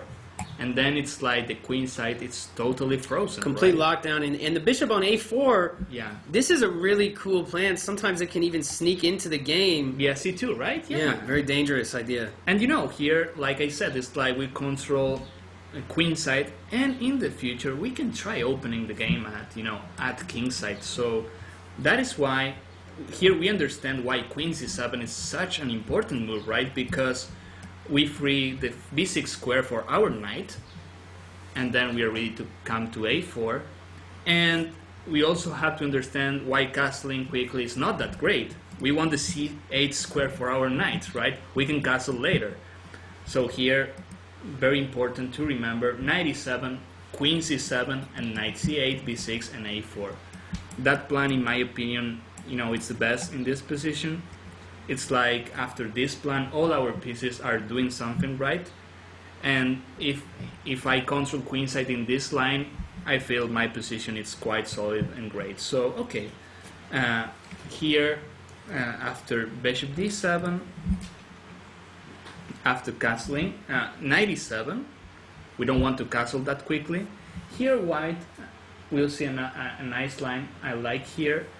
White plays rook b1. He wants to play b3. He's got to at least threaten b3. Right. He's got to at least give it a shot. And sometimes, b3 is not a great move because sometimes we can take, and after knight takes b3, sometimes we can consider bishop a4. And it's not that clear, right? I mean... It's definitely not that easy to No. play b3. But, Absolutely not. there's no need to allow b3. I'm a fan of playing queen c7. Again, b3 is not that great for white. After taking, the c3 pawn will be very weak. In this example, white plays knight h4. It's a weird like- move. Why would he play the knight to the outside of the board? I mean, what's the idea with this Well, move? I guess he wants to play f4 and, again, grab more space at kingside. I That's guess the only that's- thing white can do in this line. I mean, That's got to be the biggest thing to watch out for black. I mean, it's so tough for white to make that b3 break on the queen side. White's almost only source of counterplay is going to be if he can play f4, g4, and f5 and get a pawn storm and activity on the king side. But also if he starts pushing those pawns too much, his king is there, right? He can almost So- weaken his own king, yeah. Right. I mean, perhaps that favors us, attacking as well. So here, we can stick to our plan with knight c8, knight b6, and bishop a4. But knight c6 is great as well. It's like asking the knight h4. If he takes, then we take with the h pawn, and then the h file is open, and our Incredibly position- solid position. Yeah, no weaknesses, right? It's really hard to make a mistake here with black. Black can just castle queen side, Right. prepare to open the king side and attack white's king. And okay, white plays knight df3. It's like he still wants, right, in the future to attack. So, okay, knight takes. We are happy trading a couple of pieces. We are playing black, right? Knight takes h4. We play bishop e7. We develop a piece. We win some tempo. White plays knight to f3. And here, another move I like too much. We can simply castle here and take it easy. But, again, comes f5, which looks great. And it reminds me of one of the previous lines we saw before. White, if he wants to open the game, he has to do it right now. Taking. This is very dangerous, right? Very I mean, dangerous, If black right. is able to jam out with e5 in the center and get those big pawns Right. rolling, also black is going to get the open g file, and And it's going to be very useful to attack white's Looks king. like queenside. It's a very nice place for it's safe. The king there, right? It's safe. It's a good neighborhood. Right. Absolutely. It's a good part of town. And if after f5, if he's not taken, then our pawn is already advanced. And if we can play g5 here H6, in the future, castles, something like that. right. Bring the other rook over. Again, and it's jam- like at jam queenside, out. everything is under control. White cannot, attack there. There's no way. But we can attack at kingside, right? So, well, white plays bishop g5 here. This is a good idea Yeah. for white. I mean, white's getting rid of his worst piece on the board, and he's trading it for black's good bishop on e7. It's a But nice position idea. especially in the French, we'll see a lot of positions where this bishop, which is a very bad one, sometimes it comes to the game via e8 and g6 as well, sorry. So actually, well, here bishop c6 looks great. We want to retake with the queen on e7, and then we are ready to launch an attack at kingside. Okay, white plays c3. The lines we are looking here, we want to, show the main ideas, right? Again, white can play a lot of moves, right? But the character of the position, it's same. So after g3, black castles here. And okay, bishop takes e7, queen takes e7. I think here we can, state that our middle game, it's, quite promising, especially because we are going to play, h6 and g5. It's just tough to figure and out also what white's going to do. Rook d8 as well, right? Yeah. So, like I said, sometimes it's better to know the ideas, especially in this closed position, right? We don't have to worry about theory too much because unless we can make a little mistake, but we won't get mated, right? I mean, we can play something like king d7 and I don't think white can punish us, right? That's what I mean. So here, again, I think this is the kind of position we have to look for. when we play this variation, especially against a3, right? When we play c4, we are looking for a close game like this one.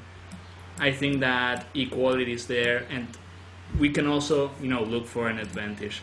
So, well, this is, all suggestions for the advanced variation. I hope you like this line.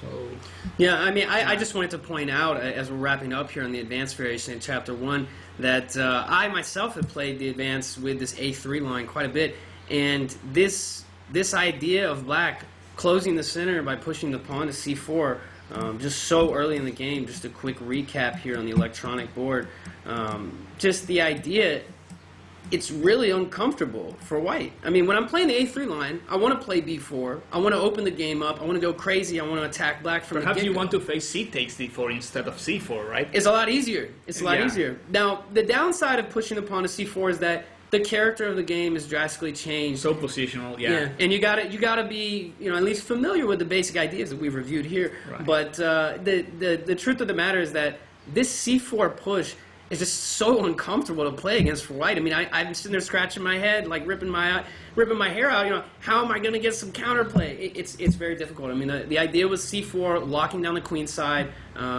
Black really just has such a solid foundation to work from, controlling that side of the board so firmly. It's extremely uncomfortable to play against for white. So that's going to do it for Chapter 1 on the advanced variation. This really should give you a lot of material to add to your arsenal against the Milner-Berry gambit with that early sacrifice of the D4 pawn and all the other different aggressive ideas in the advanced variation. All right, we're going to start with Chapter 2, right after E4, E6, D4, and D5. The move we are going to analyze now is Knight C3, which happens to be the most popular line, right? And here black can choose between Knight F6. This is the line we are going to play. But there is also Bishop B4, which is called the Binauer variation. And there is also D takes E4, which is the Rubinstein variation. But I like Knight F6 because we are attacking the center from the beginning.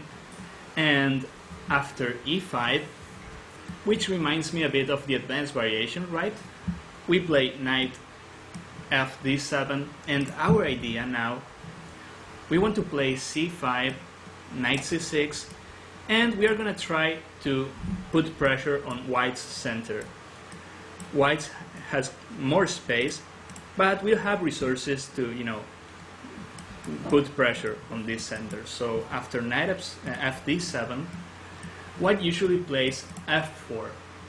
See, he can play Knight F3 as well, but then the E5 pawn won't be that protected when we play C5 and we take the D4 pawn. So that is why he plays F4 first, before playing Knight F3. So the E5 pawn, it's well protected, and right now the E5 pawn is what is giving White a nice space advantage, so he wants to defend it well. After F4, we have to play C5. We still want to press White's center. White plays Knight to F3. We play Knight C6. If we compare this position with the advanced variation, Queen B6 is not that great here, because the B2 pawn is protected, and here sometimes we had to deal with Knight A4, right? So we don't want to play Queen B6 right now. We prefer playing Knight C6 first, and usually White defends this pawn with Bishop E3. So this is really kind of like a starting position, I guess, for this variation. This is the French Steinitz-Boleslawski variation. And basically, it really exemplifies the typical lines of pressure that you're going to be employing with the French defense. Black, we have the same argument in this line of the French defense as many other lines, that White is trying to say his space advantage is going to generate a nice attack from that. And Black is trying to say that white's pawns are overextended and weak, and black is going to be trying to counterattack and generate counterplay based on these pawns, attacking the d4 pawn and also possibly the e5 pawn, attacking it head on with moves like f6 and possibly a later queen b6. Right, so what I like again is that we have a very solid position, right? And like we are not only hoping to get a counterplay, but it's our center is quite solid, and we may be scared about f5 sometimes, but the thing is when white plays f5 we are going to take on d4, and later the e5 pawn is falling as well.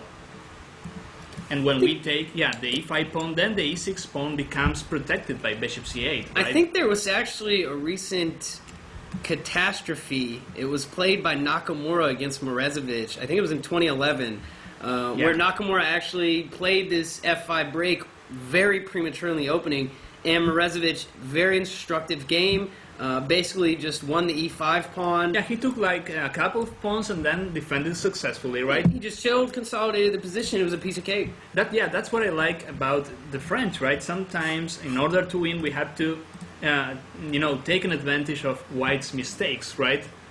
We have to punish him from his mistakes. We are ready to face any kind of attack, right? So okay, after bishop e3, and here we can start analyzing black's alternatives. There's a few different options here for black red. I think Nakamura has traditionally employed the a6 the and a6 early and b5 b5 line. right, which is great. I played this myself as well. The early queenside expansion. Right, and there's also c takes d4. Perhaps if we take quickly, then white can make stronger, at the d4 square. He's blockading our d5 pawn. Well, this is interesting. But, and about the a6 and b5, which is also playable, I like it. But, there is another idea, which is, playing b6 at some point, which is supporting the c5 pawn.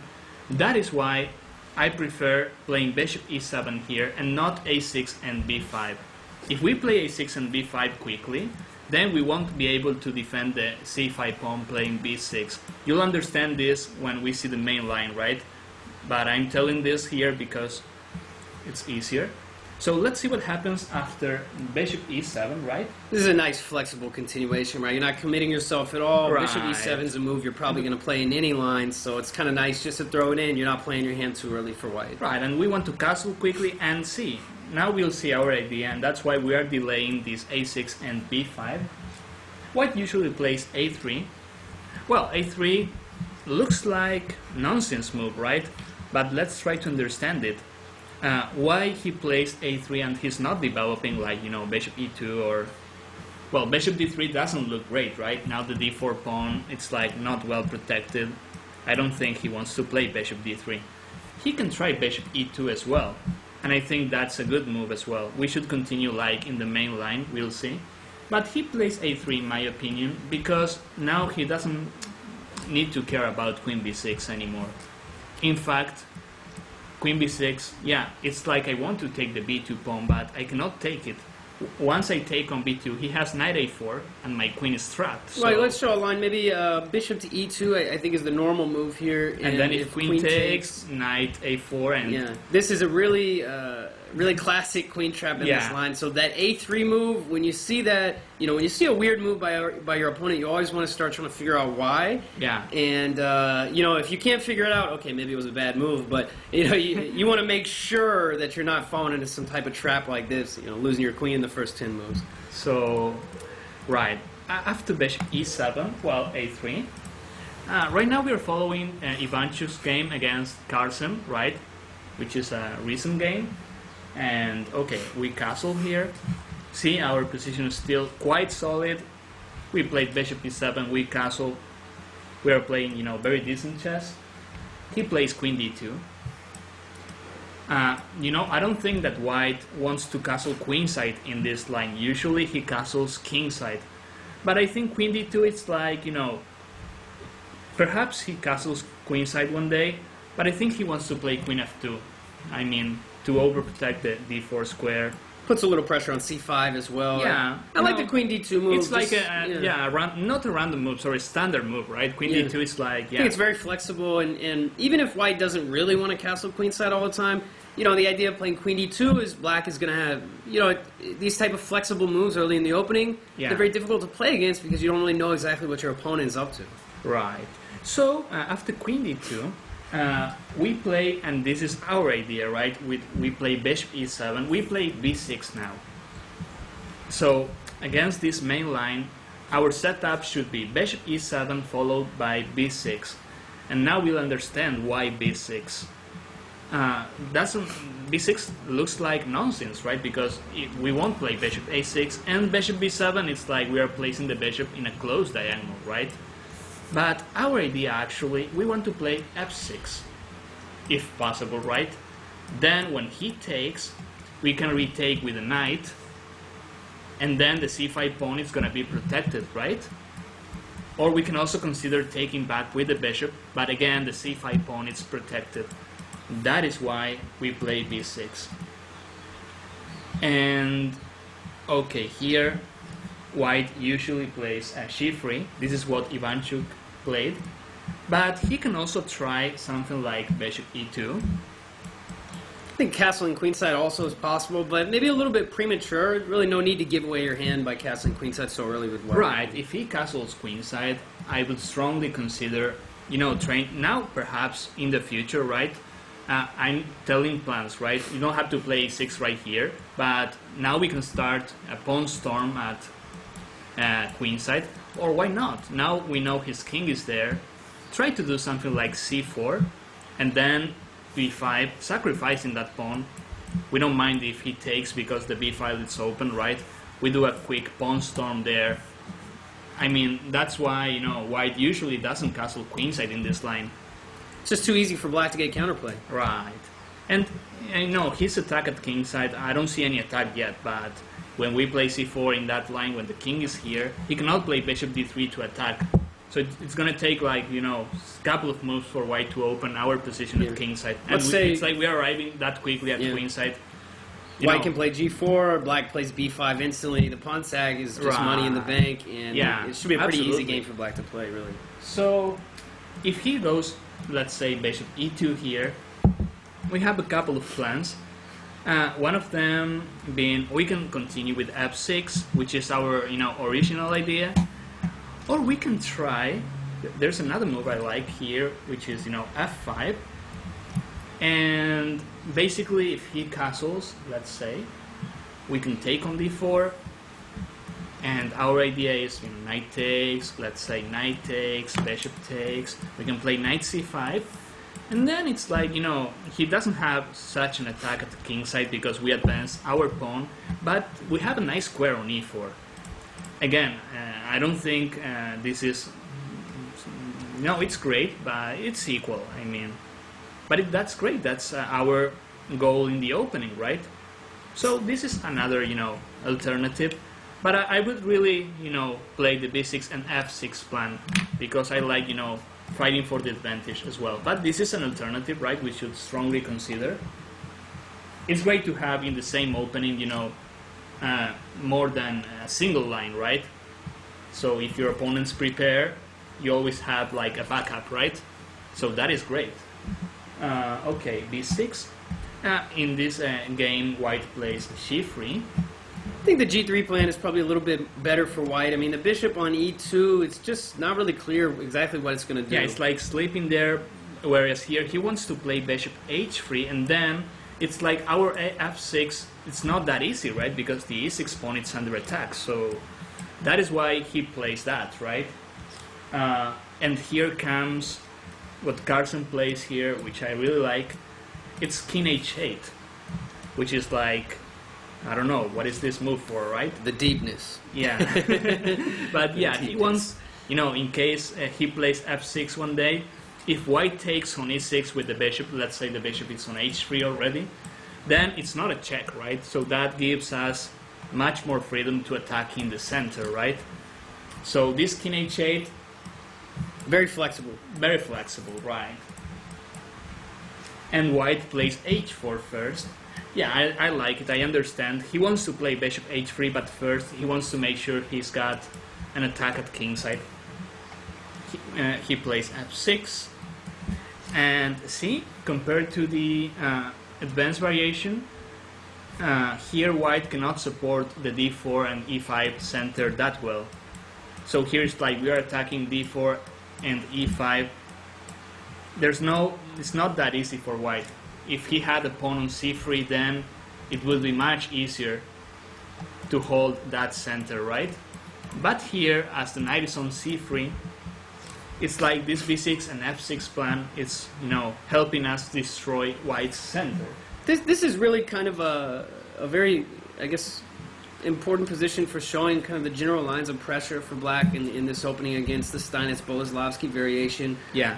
White really, instead of trying to play so solidly and support his pawns in the center with, pawns on c3, d4, e5, f4, Yeah. Instead, white, in this variation, is trying to play more dynamically and trying to create complications much faster and open the center. Right.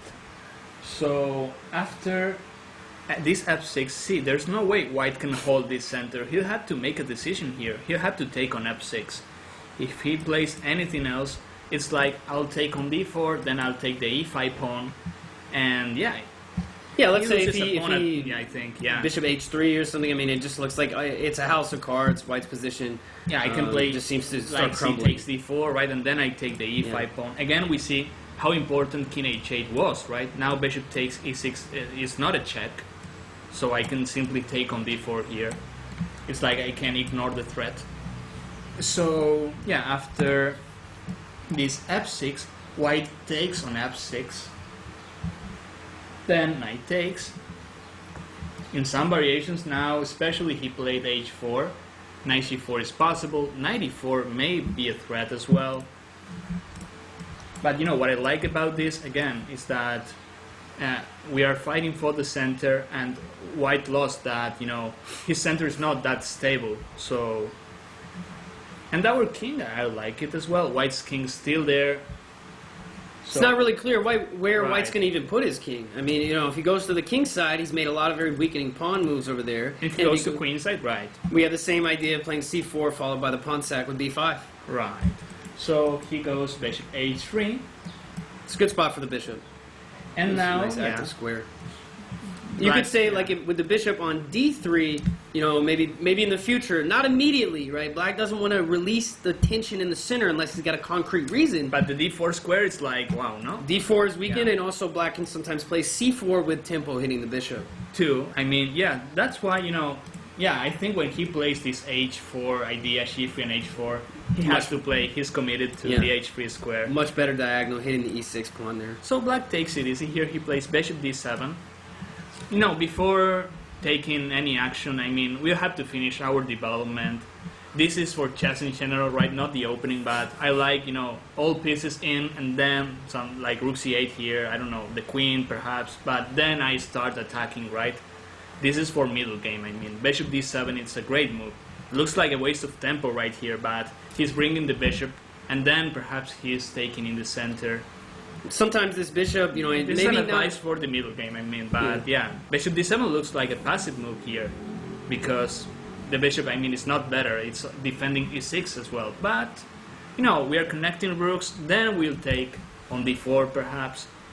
So, Also, maybe not in this exact position, Yeah. but it's definitely quite a tabaya, quite a theme Yeah. in the French defense, especially in lines where we've already played f6, Yeah. to bring the bishop, to bring it to d7, to e8, and to either Right. g6 or h5, where the bishop is going to find a really nice home and an excellent and diagonal. as you said, not in this position, but perhaps we can still do it, because if he takes on e6, his king, remember, is still on e1, perhaps he doesn't want to waste more tempos, right, capturing pawns. So, I mean, it's a possibility, right? We Just a don't general have to delete concept. it. Yeah. General concept. So yeah, after bishop d7, in this game, white played rook d1. It's like he still wasn't sure if he should castle or not, but here comes a punishment, and let's see, c takes d4, knight takes. Well, I think he has to take with the knight. If he takes with the bishop, at least we can take And we have the bishop there, right, in such an open position. Very You know, dangerous. that's, yeah, very dangerous. After knight takes d4, here comes, e5. The fireworks. The fireworks, yeah, and his The king, king is again, still in the center. Still in the center, Yeah, right? he's asking So for it. here, this is the greatest example from a very solid position. Once you have a very solid position, you're ready to, let's say, punish him from, not developing well. White played h4, g3. It's like A lot of pawn moves. a lot of pawn moves, and now his king is on e1. If he takes on e5, probably, well, yeah, I think we can take on e5. There are some double checks around. I mean, c4, f3, Even g4. maybe g4, yeah. So, well, and if he takes on c6, this is what happened. Bishop takes c6, and then if he takes on e5, well, here comes a bomb, right, which is d4, but it's clear, right, our bishop was on c6. And, the rest of the game was really interesting, but I think this is showing exactly what we are looking for in this opening, right? Again, see, black's position is really solid, right? Here, well, I mean, if he takes, we can consider a bunch of moves here, right? But the It's a thing little is- bit complicated. No, I mean, but here, of course, once the opening is done, you have to, Yeah.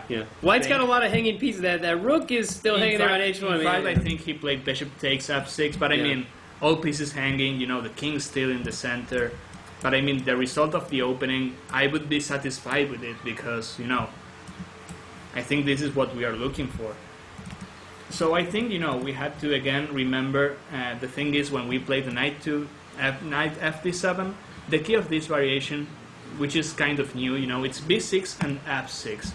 It's like we destroyed that center, right? So this is the very main line, right? So let's continue with others. So I think it is really important to emphasize here that, especially in this line in the French defense, this is one of the most dynamic lines that White can really employ. And what I really want to point out is that Black wants to counterattack from a very solid foundation in his position, right? That as Damien was Right. pointing out, the bishop d7 move, it looks slow, and you're like, man, we can't do anything more exciting here. But really, I mean, sometimes there's the calm before the storm, like that king h8 move, just preparing an explosive counterattack and making sure you really don't have any loose ends. Tying up all the loose ends in the position before the fireworks begin is definitely not a bad idea. Right, so now let's move to another line.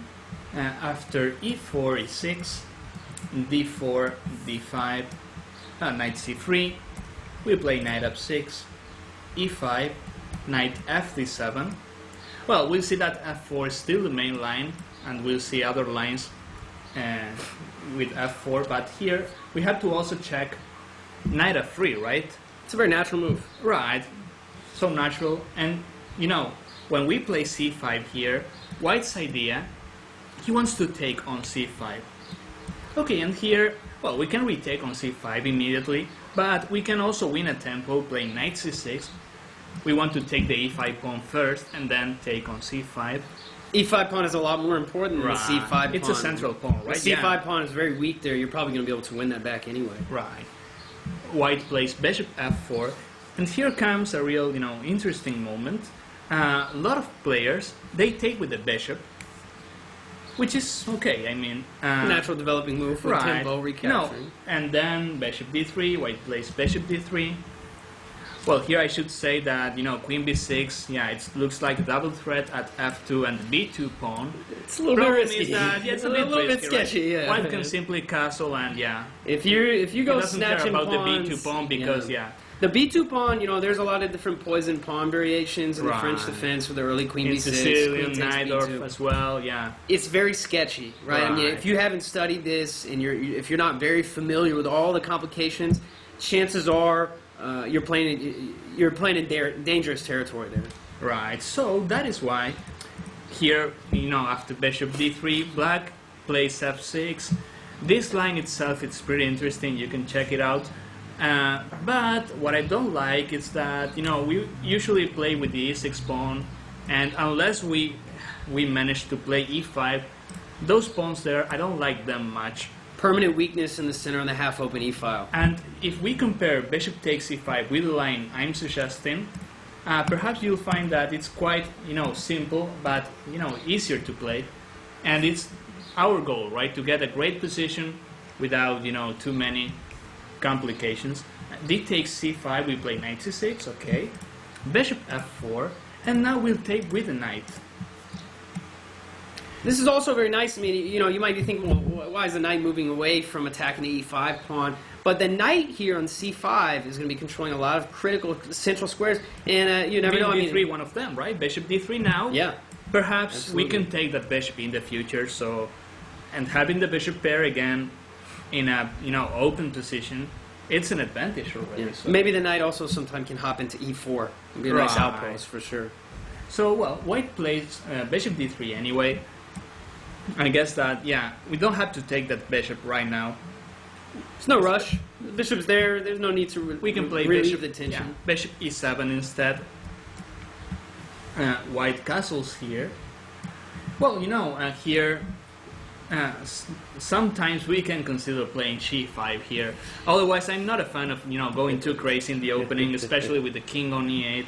I mean, perhaps we can win a pawn playing g5 and g4, but there's no need. Gonna be That's dangerous. Not our idea, right? Yeah, I mean, yeah. It's food for thought. This kind of g5, if bishop g3, maybe h5. It's a Right. really interesting sideline idea, but for a slow game, if you're not super booked up on it, maybe just want to stick with a more solid, more natural play.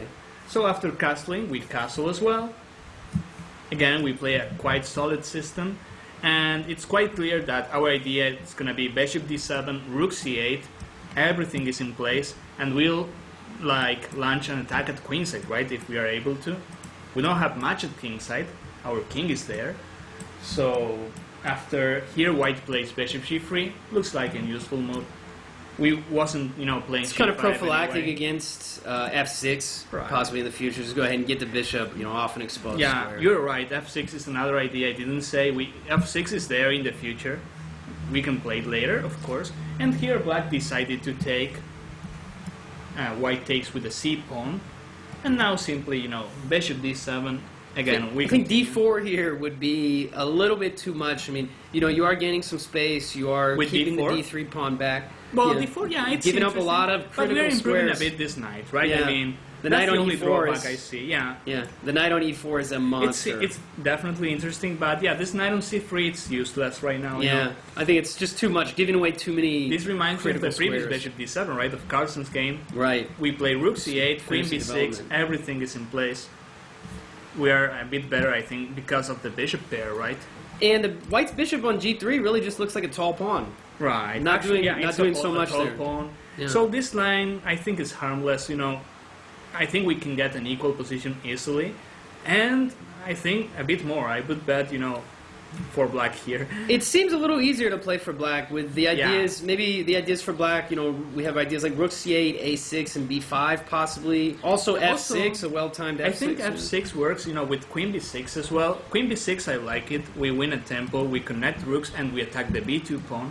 And f6, it's an usual idea in the French, but considering that we have the bishop pair here, it's even, stronger, because having the bishop pair opening the position. makes f6 better, right? Very thematic. So, okay, this knight f3, it's interesting, it's playable, but I think it's easier, for black to equalize if we compare this to other lines, right? So now let's...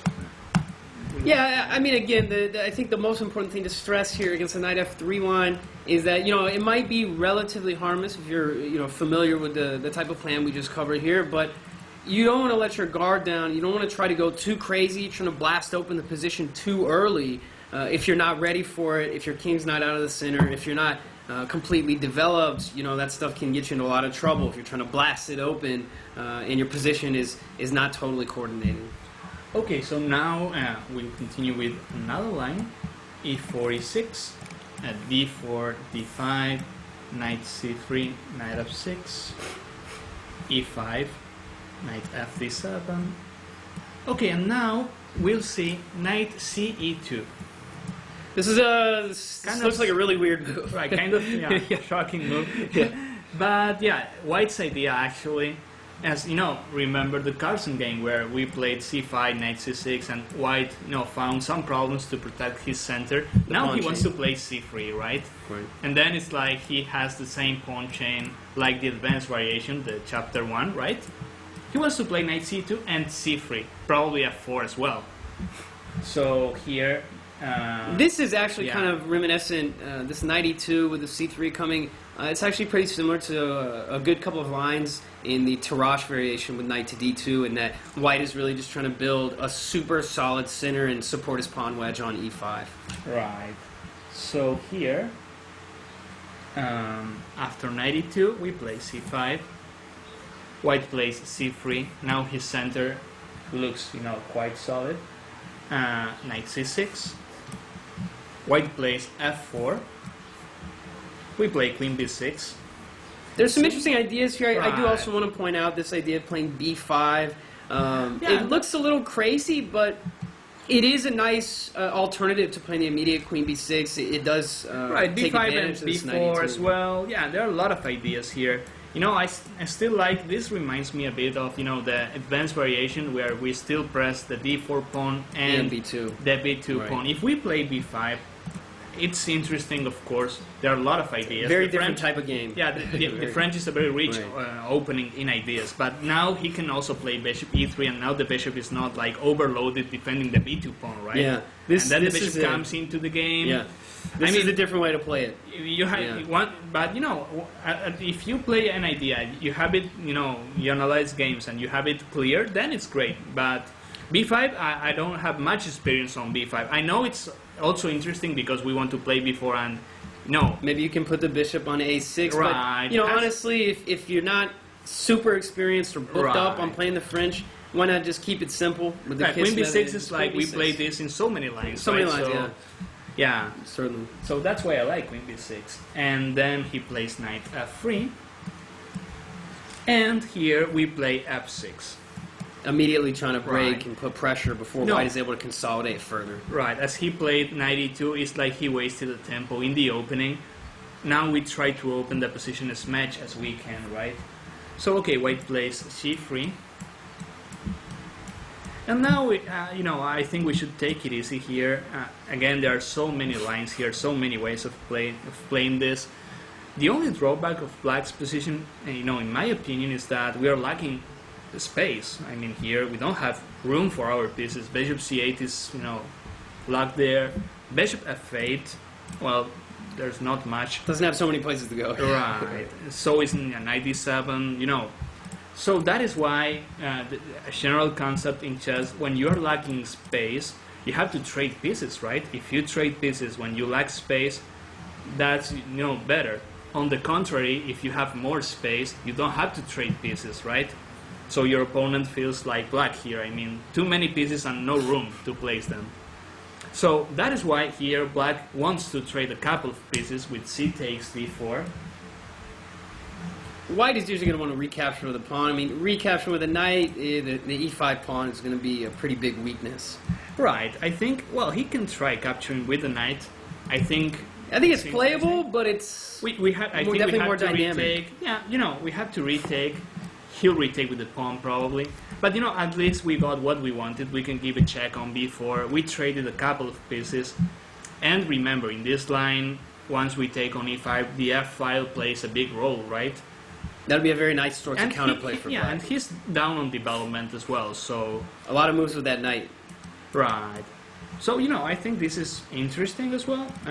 Here... Probably better, I think, just taking with the pawn, even though white's knight on e2 is not optimally placed. I think, my personal opinion is that, retaking with the knight is slightly better for white if you compare with c takes d4, but you'll see why, right? I mean, here, again, this line looks so great for white, but, he's down on development, and his king's still in the center. We'll castle quickly here, so we can state that we have more development here. Bishop b4. Here. Here white played knight c3. See, if he plays king f2. No, in this line king f2 looks like You know, It looks like it kind of makes sense. I mean, he's trying to get the king out of the center, but we've But- got a very common right tactic here we see one of the purposes of queen b6. Now the e5 is not well protected. The d4 pawn is under a pin, so f takes e5, f takes e5, sorry, and then we can simply play knight takes e5, right? I mean, This is kind of a common tactic, normally not against king f2, but so much against white castling kingside, Right. where black is going to have that same pin against the king on g1. and also this is also working sometimes when the rook is on f8, right? And yeah, or he castles or king f2, but yeah, you'll always have to consider, you know, sacrificing or let's say playing knight takes e5 at some point. Because again, he's down on development, right? So knight c3. Now white is way down in development, right? I mean, the knight's Yeah. gone from b1 to c3 to e2 back to c3. That's a Now- lot of moves yeah. with one piece, yeah. We take on e5.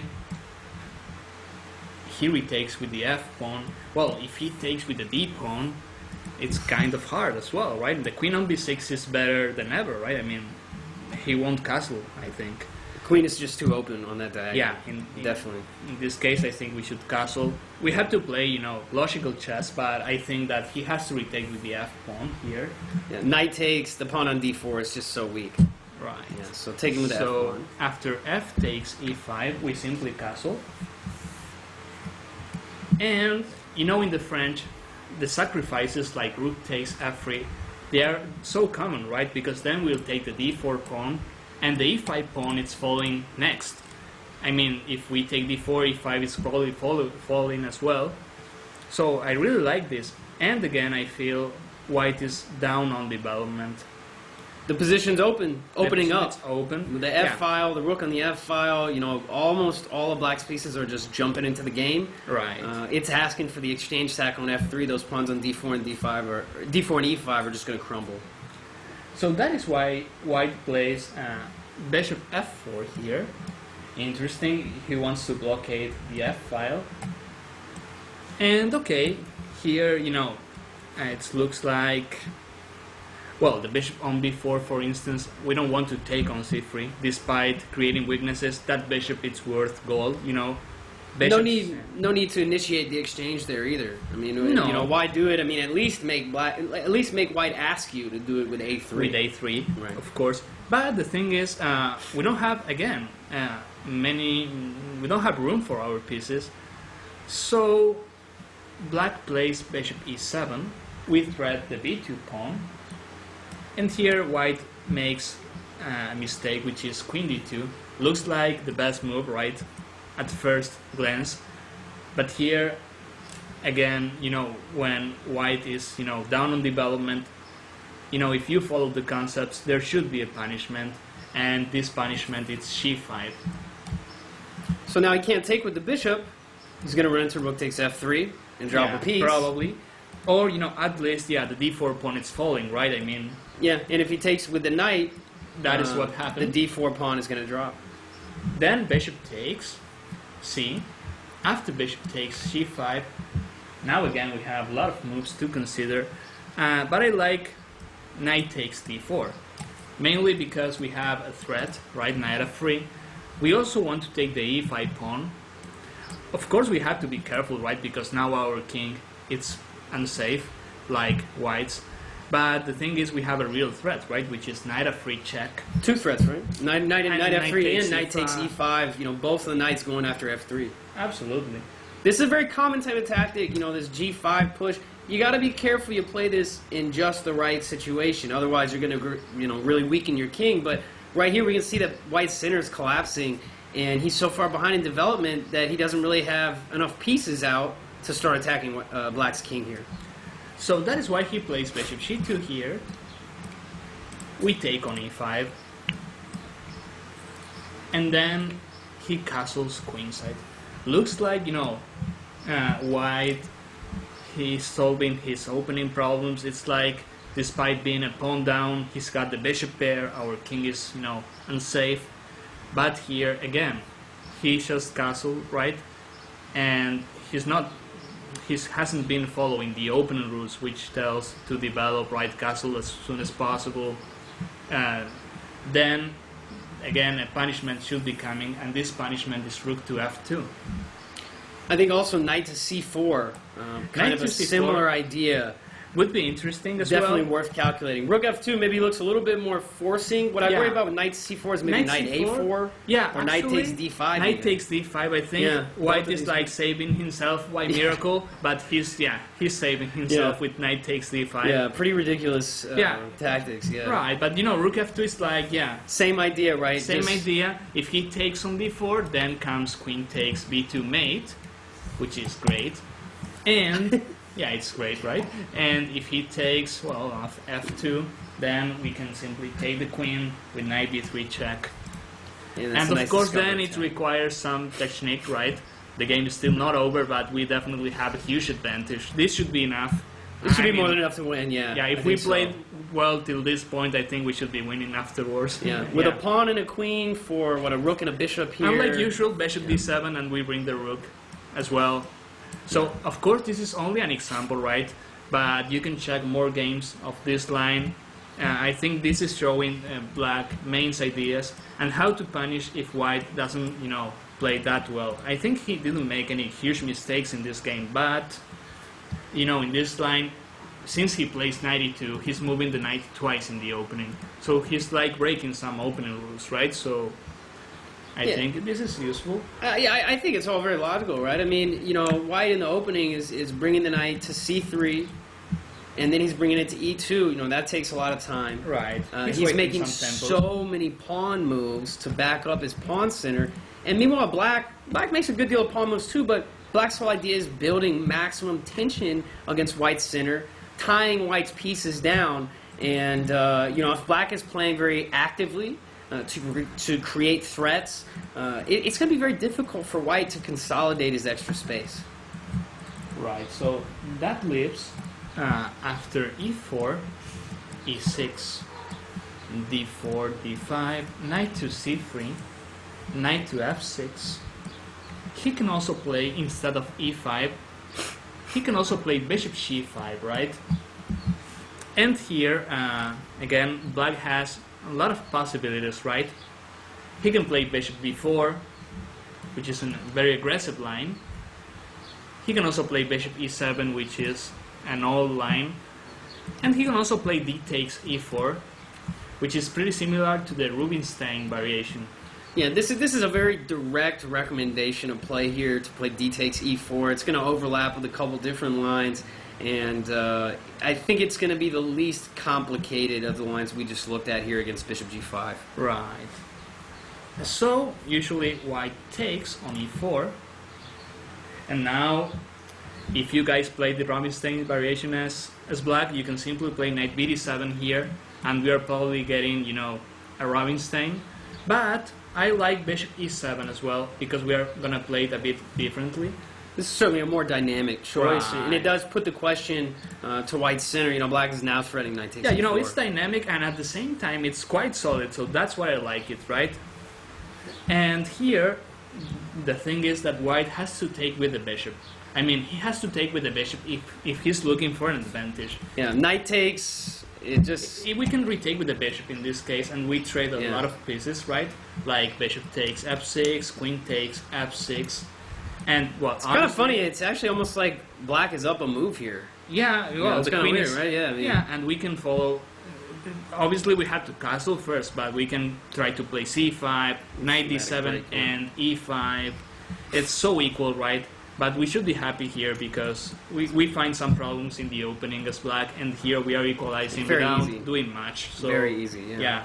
Absolutely. So here, the thing is, after Usually going to see bishop takes. bishop instead. takes, and again we have like a decision here because, yeah, the move should be bishop takes according to rules, right? But here this is a bit annoying because now the knight on e4 is quite strong. We have the bishop pair, but our bishop c8 cannot play much. And here White can like make a nice setup with bishop d3, queen e2, probably h4 in the future. He's gonna attack too much at kingside. So that is why I don't like this line for Black. I like here against bishop takes f6. I like she takes f6. which looks weird, but now we have the bishop pair, right? And we want to play f5 next. This is a really quite an interesting move, this g takes f6. It does quite a few things for black. I mean, okay, the pawns are double, they don't look so pretty, but, you know, black has added an extra pawn towards controlling the center. He's also going to get the half-open g file to work with for his rook, and Right. he can even play f5 and kick away white's knight, you know, gain a little time in the center as well. And you know, there's another thing which is pretty interesting. You may think that castling here it's unsafe, but sometimes, of course not right now, but the king is quite safe on h8, and it's like we have the bishop pair, and That dark squared bishop is going to do a It's really gonna nice be- job of defending. right. Absolutely. So, I mean, castling, it's an option in this line as well for the future, of course. So after she takes, white plays knight to f3. And now I like f5. It's like asking the knight, right? The best move is knight to c3. But if he goes to c3 or d2, the point is that we can play c5. And white's not going to be able to respond with d5. Right. It's a big point in this line. I mean, let's just take a look. If knight to c3 and we try c5, if white's able to play d5 Right. here, If he plays d5 in that line there. this is very problematic. Even though black has the two bishops, right, the dark square bishop on f6, We you know, don't it's have gonna much be opening development up. here, right? White's got this just, the pawn on d5 is really tough to fight against. Right. So, but if he plays knight c3 or knight ed2, then c5 is great because as Will says, he cannot play d5, and if he takes on c5, you know, we are gonna get an endgame, but we'll have the bishop pair, right? We can take on d1, bishop takes c5 later. I think it's even possible to play queen a5 check here as well if you want to keep Yeah. the queens on. Yeah, and we still have the bishop pair, so yeah. The same, you know, if he plays knight d2, for instance, we play c5 anyway, and if he defends with c3, we can play knight c6. He'll have to take one day, right? And we'll have the bishop, and that bishop counts, right? It's an open position. We have double pawns, but the g file is also open. So I think this is at least equal for black. Yeah, it's got to be at least equal. I mean, it's as the position continues to open up, black continues to chip away at white's center with those pawn breaks. Right. It's only going to benefit black with the two bishops. So, after knight f3, f5, he plays knight to c3. And now, like usual, black has a lot of options, right? The one I like is a6, but let's see why. Our idea is to play with b5 in this line, and white will have to deal with the b4 threat a lot. And here, you know, the first move we look at, it's d5. What happens after d5? Because it's stopping knight c6. If we take, Oof. we are destroying, yeah. That's too The much. pawns. No. But here we have a nice, very nice move for black, which, you know, I had the chance of playing it myself. It's c6. And then it's like, yeah, we are confusing white here. Because, yeah, what's going on? If he takes on c6, we can trade queens and play a very nice endgame after knight takes c6 with the bishop pair, right? Usually the bishop goes to f6, which is great. If he takes on e6, it's pretty much the same. We take on d1, and then we take with the f pawn. Although, if you put this, you know, to the computer, it'll suggest bishop takes e6 as well, which, you know, I think, and it Just you know, be nervous, the pawns, the double pawns, But you know, man, they the- just yeah. look so sketchy. I'd the be a little ancient worried. says bishop takes c6 as well, but, you know, I would take with the pawn. But, you know, if the computer says so, perhaps it's great. I think bishop takes it's okay. You know, I mean, it is a very active position with the bishops, but it just I mean, that is proving that black is at least equal. If we can take with the bishop in such a position, right, should be equal. But, you know, C6 is quite interesting. I mean, it Yeah. really puts the question to white before looks he's like able a to trap. consolidate. Looks like a trap. A6 is waiting for d5, and then c6 looks like, yeah, we're controlling the center now because when he plays d5, he's giving up the center, right? I think the key thing to say about C6 Yeah. is that, you know, I don't know what other move black is really going to play, but the idea is just to get it in before white is able to play bishop to c4, where he's going to have a lot more Right. pressure on the center. And if he goes queen d4, we always have bishop f6, so there's no danger here. And there's no other move for white, otherwise we take the d5 pawn and that's it, right? Yeah, c6 is definitely an interesting trap here. a6 is a pretty interesting idea, really, in total. I mean, if black is able to play the pawn to b5, which it looks like he almost definitely will be. I mean, if white tries to stop him with a4, he's getting away the b4 square. Black could still play b6 here to get the queenside fianchetto if he really wants it. The idea with a6 is pretty cool. It really is. I mean, just trying to trick white into playing d5, and if he doesn't, then black is going to blast open and gain a little space on the queen side. And so here, after a6, white's got two main moves, in my opinion. One of them is queen d2, which looks quite natural, and the other one is c3. If white knows we're going to play b5 and bishop b7, he'll probably want to play bishop c2. But we play b5 anyway, b5, bishop to c2, we play bishop to b7, he castles, and now we just go c5. If we play an endgame here, we are happy, and white has to take. Again, he cannot play d5, right? This is a key in this line. As long as white doesn't play d5, he's not destroying our pawn structure. Perhaps we don't want to play e takes d5 because that's opening the e file, but I think that b4 it's a punishment here. Then we'll take on d5 with the bishop probably, and that is great for us. So he takes on c5, and now in this case black takes on c5 with the bishop. Well, white decided to trade queens, but if he plays something like queen e2, we are not concerned, to play with queens on, because like I said before, castling is not a problem for us. There's no way white can attack us. Sometimes our bishop c5 can come to f8 and c7, or e7 and f6. Our king, it's quite safe. Yeah, I mean, I would even think, white has got to be pretty careful here. Although black's king looks very exposed, really it's pretty tough for white to go after it. And, Right. it looks like black's bishops are just doing an awesome job pointing right at white's king, and it's a very comfortable position. I mean, it's so open, and black's got the two bishops. It should be Right. very easy to play for That's black. a nice weapon for black, yeah. After d takes c5, again, bishop takes a c5. In this game, white traded queens, right? Traded queens, queen takes d8, king takes. Well, rook a d1, it's logical, but then comes king e7. In this game, white played knight to e5. We play bishop takes c2. Well, here this looks tricky, but knight takes f7 is not great because we simply play king e7. Knight takes h8. We can simply play bishop takes f1, and the knight on h8 is trapped. Right. And it's like we're gonna be a piece ahead, right? So after knight e5, we take on c2, bishop takes, king takes, and now king to e7. Yeah, you got to be a little bit careful here with the king in the center. Knight to d7. Obviously, you're going to be losing a pawn, and there's all these problems on the d file. But so we have a nice plan here. Yeah, trying to fix what you said.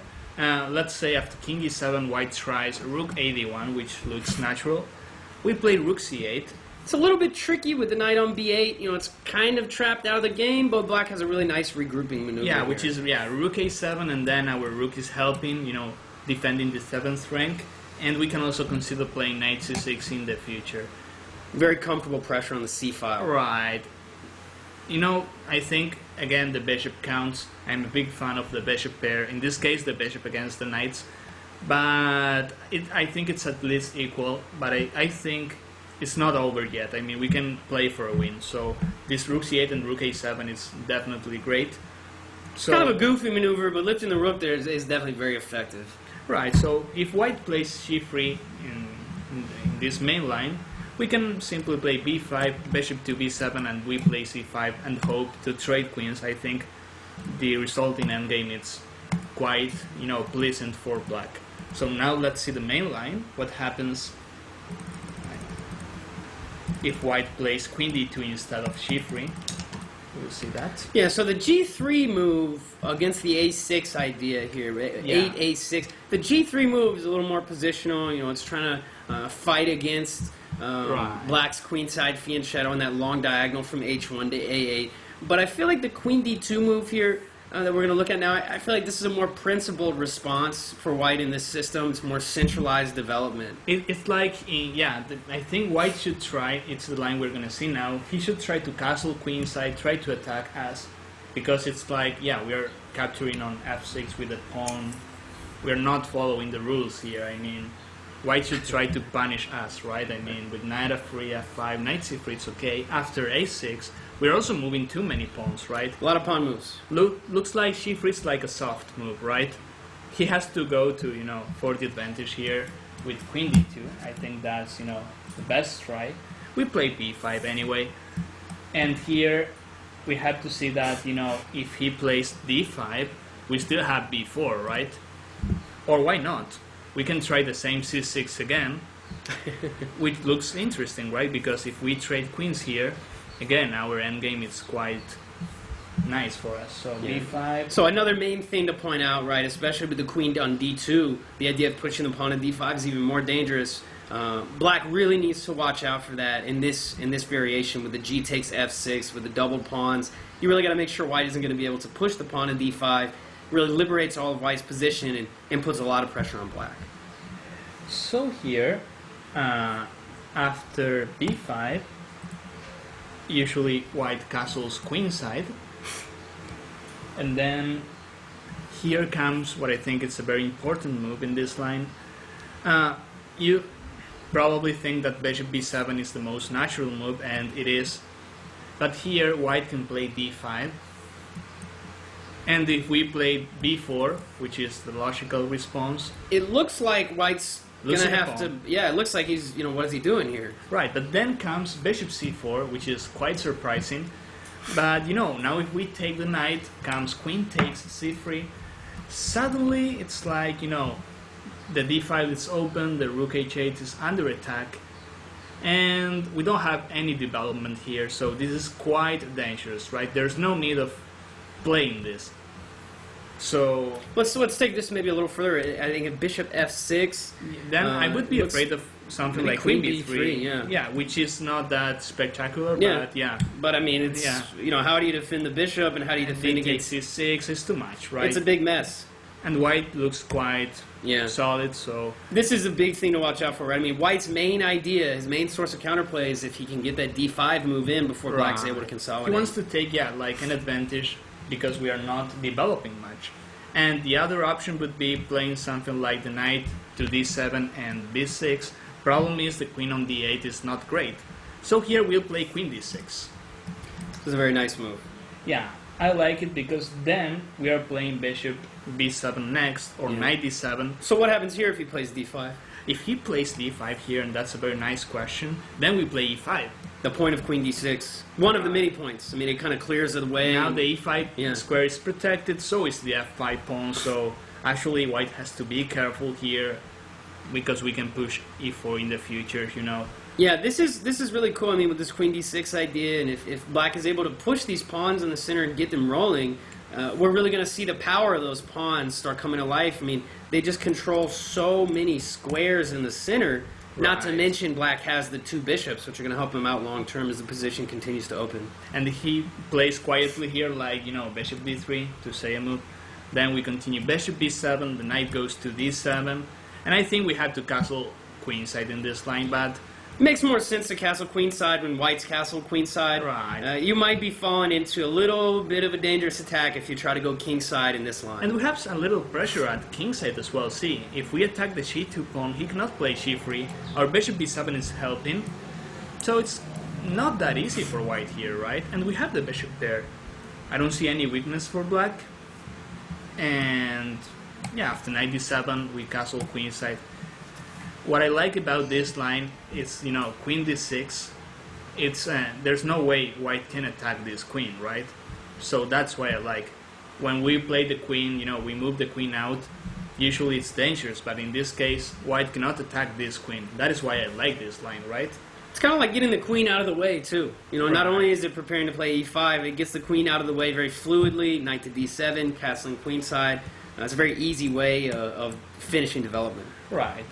So, and last thing to mention about this line, which is important as well, when we play a6, queen d2, b5, well, he can try c3 right here, but it's like why he played queen d2 first. If it's a little bit weird, yeah. But well, if it could happen, yeah. Bishop b7, bishop to c2, and then apart from c5, which I think it should be okay. I consider queen d6 here as well. I think it's working. Yeah, maybe c5 here is kind of an immediate way to equalize. And I almost feel like queen d6 is almost like fighting more for an advantage with black by maintaining the tension and that target of that pawn on d4. I think we can simply continue with knight d7 and c5. And why not? After c5, we may want to trade queens. And I think, you know, the spirit of that position is same like the c3 line which we saw before. That endgame, I think black is just fine. Should be same here. c5 is playable. I think queen d6 is better, you know. We still don't know if we want to play c5 or not. We can also castle first. I think it's just more difficult for white to play against, right? I mean, with queen d6, I mean, with c5, it's like, okay, white knows exactly what you're doing. Right. But with the queen d6 move... More flexible, I think. More flexible, yeah. Yeah. I like it's very solid. I think this line, it's a bit tricky, you know. At first sight, it doesn't look great for black because we have to get used, right, to playing f5, a6, and b5. But I think if you study it well, carefully, I think it's worth a try, especially if you see the details like here. Because we have the bishop pair, and again, personally, I think the bishop pair it's an advantage, and I'm a big fan of it. And I think here we are at least equal, so I like this line. So, well, that's, you know, that's all for this knight f6. After knight c3, knight f6, which is the old line in the French. And, well, I hope you enjoyed and you found this useful. Alright, so now we're going to start with chapter number 3, the Tarrasch variation of the French defense. After e4, e6, d4, d5, here white, instead of playing knight c3 or e5, he plays knight to d2. Actually, the idea is, you know, if we play bishop b4, like in our variation, he's ready to play c3, and then our bishop has to go back. And, you know, Tarrasch is supposed to be a very solid system, and we have to play accordingly. Here I like playing c5. The other option is going to be to play knight f6. Right. This can be a little bit more complicated, and the line that we're going to present here with c5 is really more in accordance. It's more similar to other lines we've been presenting throughout the DVD. Right. You know, I like playing c5 in this case because he's not playing the knight to the center, right? Of course d2, it's, yeah, close to the center, but we don't play c5 when white plays knight c3. Because then he's attacking the center so much. But since he plays knight to d2, we play c5. Usually he takes on d5 first. And here we'll have to be ready to retake with the queen. Why not e takes d5? Problem is, usually white will create us, you know, an isolated pawn.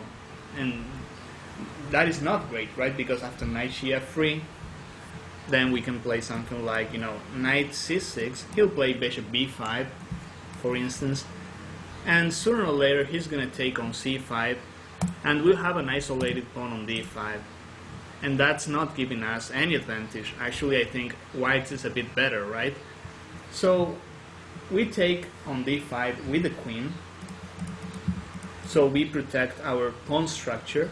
After e takes d5, we play queen takes d5. So here, the main move for white is knight f3, although there's another option which looks harmless, but we should be prepared. D takes c5. I had the chance of playing this as black against Michael Adams, and at first sight I thought that this was not a good move, but actually it's very interesting. By simple means, white can get a serious advantage.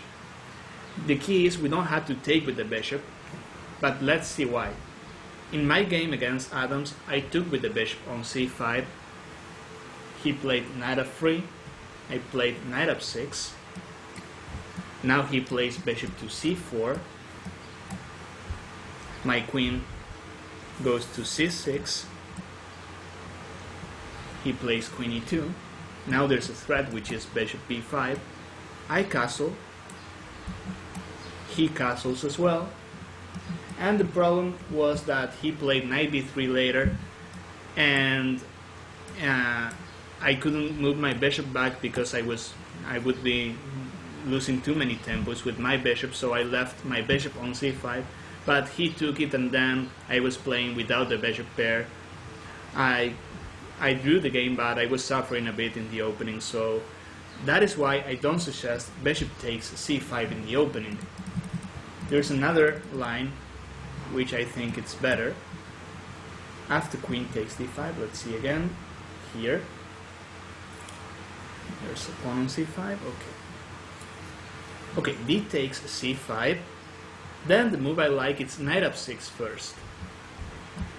So what's the benefit over this knight f6 move compared to immediately capturing on c5? Our idea is we are going to take on c5 with the queen, and then the queen will go to c7, and we realize that the queen is losing only 2 tempos going back home, whereas if we take with the bishop, then in my game I played that queen c6, then the bishop went back to e7, then I played queen c7. I wasted like 4 tempos doing that.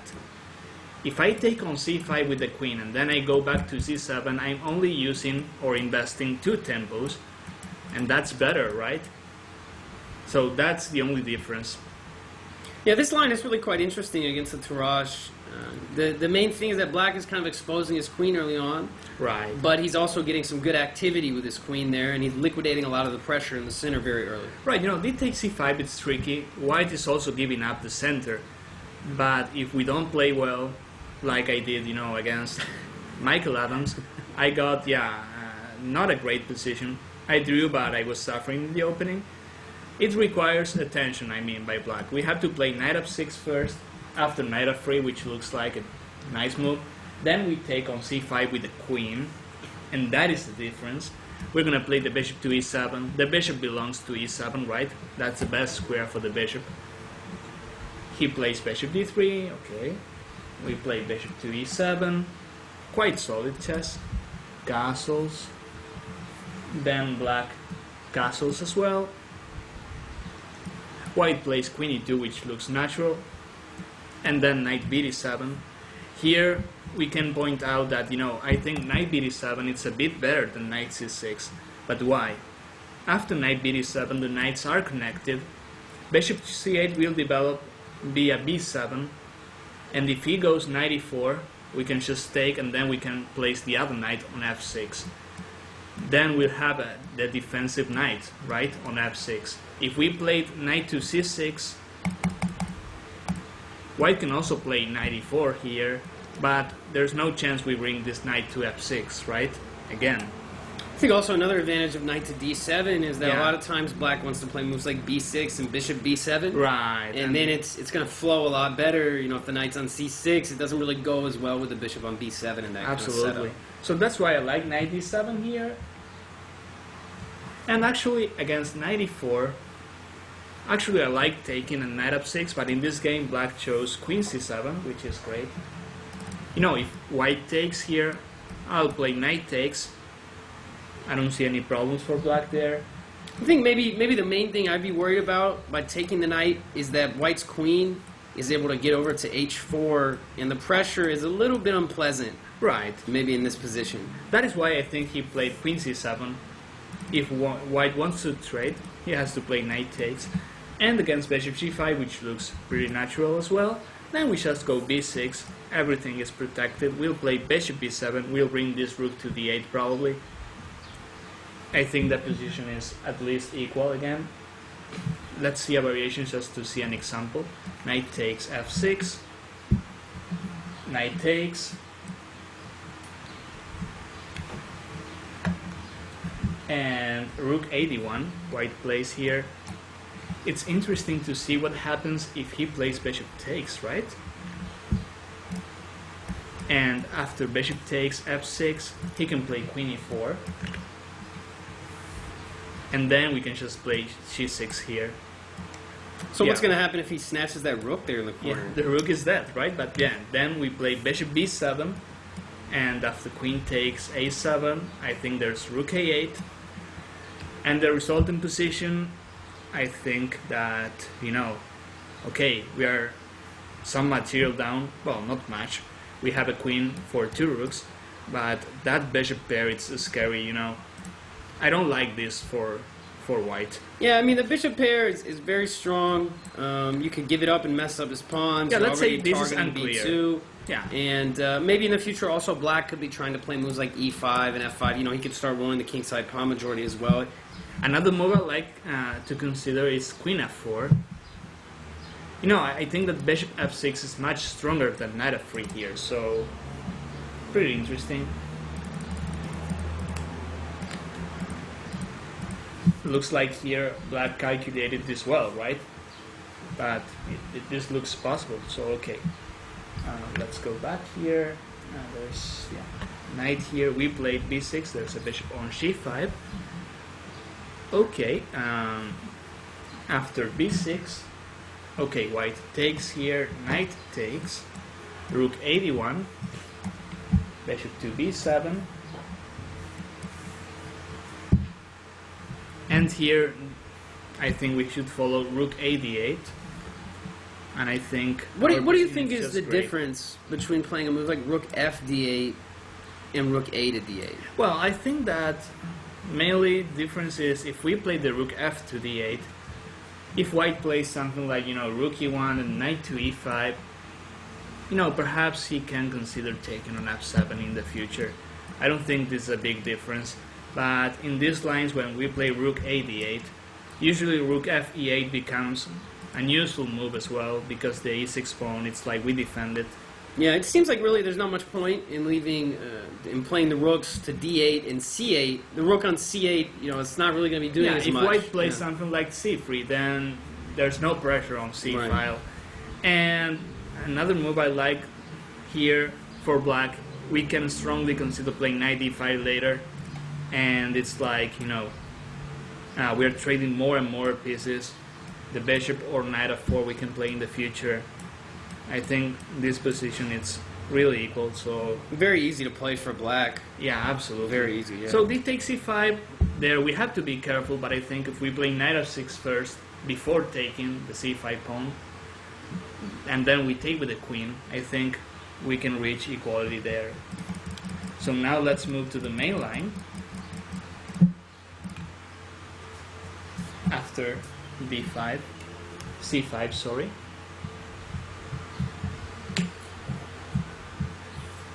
Okay, after e4, e6, d4, d5, knight to d2, c5, e takes, we'll take with the queen, and here white usually plays knight g to f3.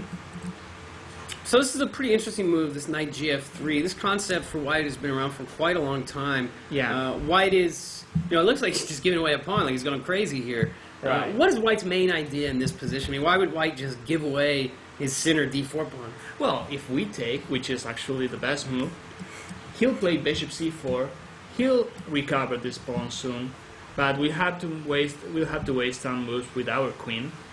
Here we play queen d6. We have a lot of squares for our queen, but I think that's best. He'll castle. See that if he plays knight e4 here, we can simply play queen b4 check. Forcing one of his knights back. Right. So he'll castle first. Now we play knight f6. By the way, we don't have to try to defend the d4 pawn, because then He can just take it, right? He can knight takes c5. Again, we'll offer that pawn back. We'll have to focus on development. Yeah, I think that's one of the key things in this variation for black. I mean, that pawn is kind of for suckers. I mean, taking Right. that, you know, trying to Yeah. hold on to that d4 pawn. You don't want to be too greedy in this line. Really, just try to focus on your development. You're going to be just fine. But if you try to hang on to that pawn too hard, it's just not in the cards. It's just too Right. difficult. White's development is too good. So after knight knight f6, he'll play knight to b3. He'll retake that pawn quickly. We play knight c6. He'll take the d4 pawn, but we are trading a couple of pieces at least. Knight takes d4. Here we'll take on d4 as well. And here, well, white, if he's looking for some advantage, he'll have to take with the knight. Queen takes d4. It's okay, but we can take immediately and then play something like a6, which is fine. I think there's no danger there. You The still other got to be a move- little careful, right? I think a6 is a really nice idea, right? I mean, if you're not, maybe bishop to e7, maybe this knight b5 idea by white. Right. This could be a little bit annoying if he That's starts why in sneaking this those line pieces a6 in. is always useful. Here against queen takes d4. The other move I like too much is bishop d7 immediately. If he played queen takes d4, it's like he won't run away now. I mean, he'll trade. So, and if he goes something like queen h4, our queen will have a nice square on c7. I mean, we can play queen c7, then bishop to d6.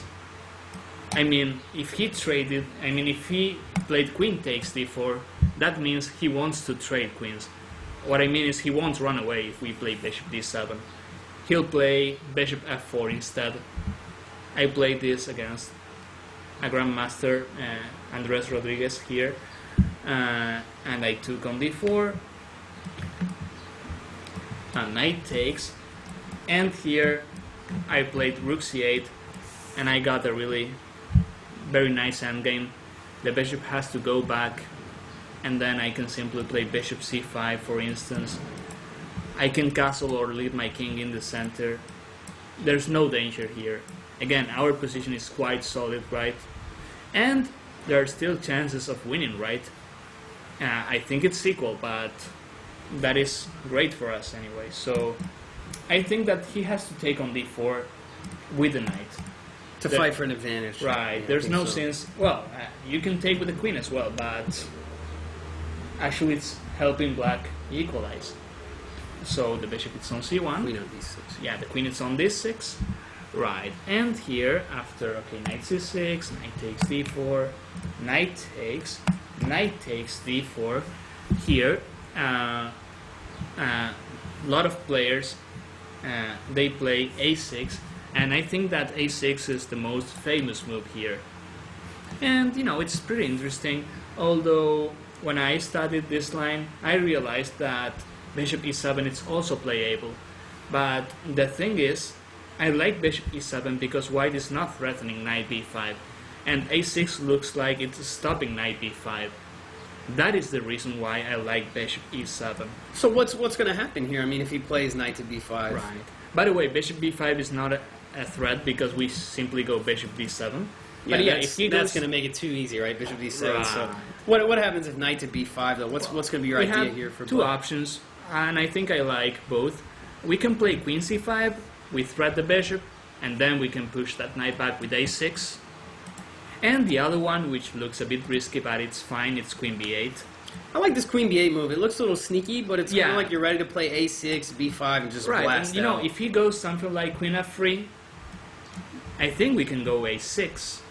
And against bishop f4, we always have e5 at hand, so It's a little looks bit like- looser, the queen on b8, but it yeah, but seems to be quite then playable, once the yeah. knight goes back, then I'll play b5, bishop b7. Suddenly all my pieces are developing, Yeah, he's let's see. wasting time, he's going back. So that is why knight b5, I don't find it, great.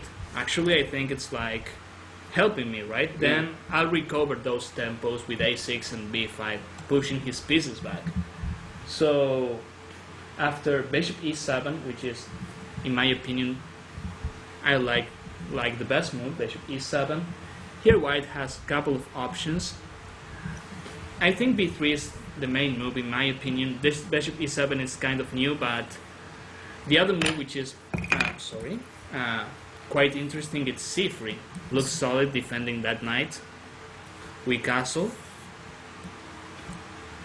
And here I think that the test for black is queen f3. See, what we have to understand in this line, e5, we can consider playing this, But in this case, he plays knight f5, and he's winning the bishop pair, right? Not to mention that when we play e5, we are also opening the bishop c4 diagonal, and that is not great for us. Yeah, the queen is going to be just so well placed there on f5 as well. So after queen f3, the thing is we'll have to play this queen b6, and which just looks like, you know, a specific move, but it's working because then the bishop on c1 cannot move. Well, actually, white can play bishop e3, but he'll have to sacrifice the b2 pawn. Not so easy too, you know, when now you're hitting the c3 pawn. This looks like it's probably going to be just fine to go ahead and accept that pawn sacrifice, I think. Right, I had the chance of playing this position myself against bishop e3, and I took that pawn without thinking much. You know, at first sight it looks like the queen will get trapped there, It but seems like knight to b5 would be quite problematic here. right, you know, if he's playing something like rook fc1, then we play simply queen a3, we go back home with our extra material, queen a5, and we are still quite solid, right? So it's like, yeah, we stole that pawn, then we go back, we are fine. I mean, he'll have to play quickly here. I mean, knight b5, but then Seems like maybe just queen to c2. yeah, problem with queen c2 was he can play knight c7 and then bishop takes a7, trapping our rook. But I realized that after bishop d7, he cannot trap my queen immediately. I mean, if rook b1, I can run away bs c2, and if he takes the b7 pawn, well, I can consider a lot of moves like rook b8, knight on b5 is hanging. It's not that easy, right, for white. Actually, in my game, which I played recently against the FIDE Master, after knight b5, I played bishop d7, he played rook ab1, and I played queen c2. Now my queen is out of danger. He takes the b7 pawn, and here this position is quite complicated, and I decided to play queen a4, which looks like surprising. But I thread the bishop, right? After bishop d3, I played another surprising move, which is queen h4. It's like a big dance, right? But now the king is in danger, and white is like taking pawns at queenside, and we have a big attack. And what I like about this position is that black pieces are well coordinated here. It's like a fortress, right? And white is struggling, you know, defending his pawns. His queen here is not great. So I was lucky to win this game, but I think black's position is quite solid again, and white is like taking pawns at queenside. Not easy, right? It's unclear, but I would take black. So, okay. This is proving that, you know, he can play bishop e3 in that position, but it's risky. And if he goes something like bishop to b3, the other option we can play here is a5, and again we keep putting pressure at queenside. So I think this is great. If he plays something like a4 here, that would be a huge mistake. Very weakening move. Yeah, bishop b3 is hanging. I think that e5 should be enough. Or, you know, e5, let's say knight b5, maybe bishop g4. right. Looks interesting. So, you know, this is interesting. I like this. But if he plays here b3 instead of c3, let me check here. After okay, bishop to e7. Bishop e7, yeah. He can play b3 as well. And again, I had the chance of playing this recently against Grandmaster Salvador Alonso. After b3, I castle here. b3 looks like a very solid move, right? Bishop b2. Again, here remember that e5, it's, you know, it's kind of a weakening move, right? Weakening move, right? Yeah. Because here white will be happy to play something like knight b5 and trading queens because the e5 pawn is weak. Becomes quite a target. Right, c4, c8 diagonal is weak, the knight is entering our position. So how else can black get his queenside bishop activated here? That's a nice question. And actually, during the game I strongly considered this bishop to d7, which I think is fine. But I played a very weird move here, which is queen f4. Then, after the game, I checked this move, and Petrosian played this as well. And the key is that queen there, yeah, it looks strange, but if white plays c3, then he's creating weaknesses around his king, right? We can simply go back to c7. The queen belongs to this square, I think, and this c3, it's like nonsense, right? It's not helping white. I mean, his bishop is not on c2. Later we can try playing e5 and bishop h3, for instance. And if he goes queen c1, we are happy to trade queens here and then play like a6 and bishop d7. I think our position is great. And, well, I mean, he played queen e2, which looks so natural. And then I played e5. So after e5, white plays rook a1. Then we can simply play e4. So this really kind of shows the point, I guess, of this queen f4 maneuver. This early, throwing the queen out there is now with the e4 advance. Things are really starting to open up in the center for black. Even though he's a little bit behind in development, now he's really starting to create a lot more pressure in the center and against white's king. Right. And if he goes f3, here we can sacrifice that pawn by playing bishop to d6. We have a threat there on h2, c3, queen e5. Knight on d4 is pinned, so f takes e4. And here I like bishop h3, we threat the rook, and we finish development. And I think our compensation here is more than enough. If he plays rook f2, well, we have a lot of moves like bishop c5, we can consider this one. He'll have to play c3, and then his bishop is, not playing anymore. We can also consider, bringing the rook to the game. I think bishop c5 first is great. Knight g4 is also there. I think that our compensation here, it's great. That is why I consider sacrificing a pawn there. And the other one I strongly consider here, it's the one I played in my game. Let me go back till this rook a1. Here I played bishop d6 as black here, because if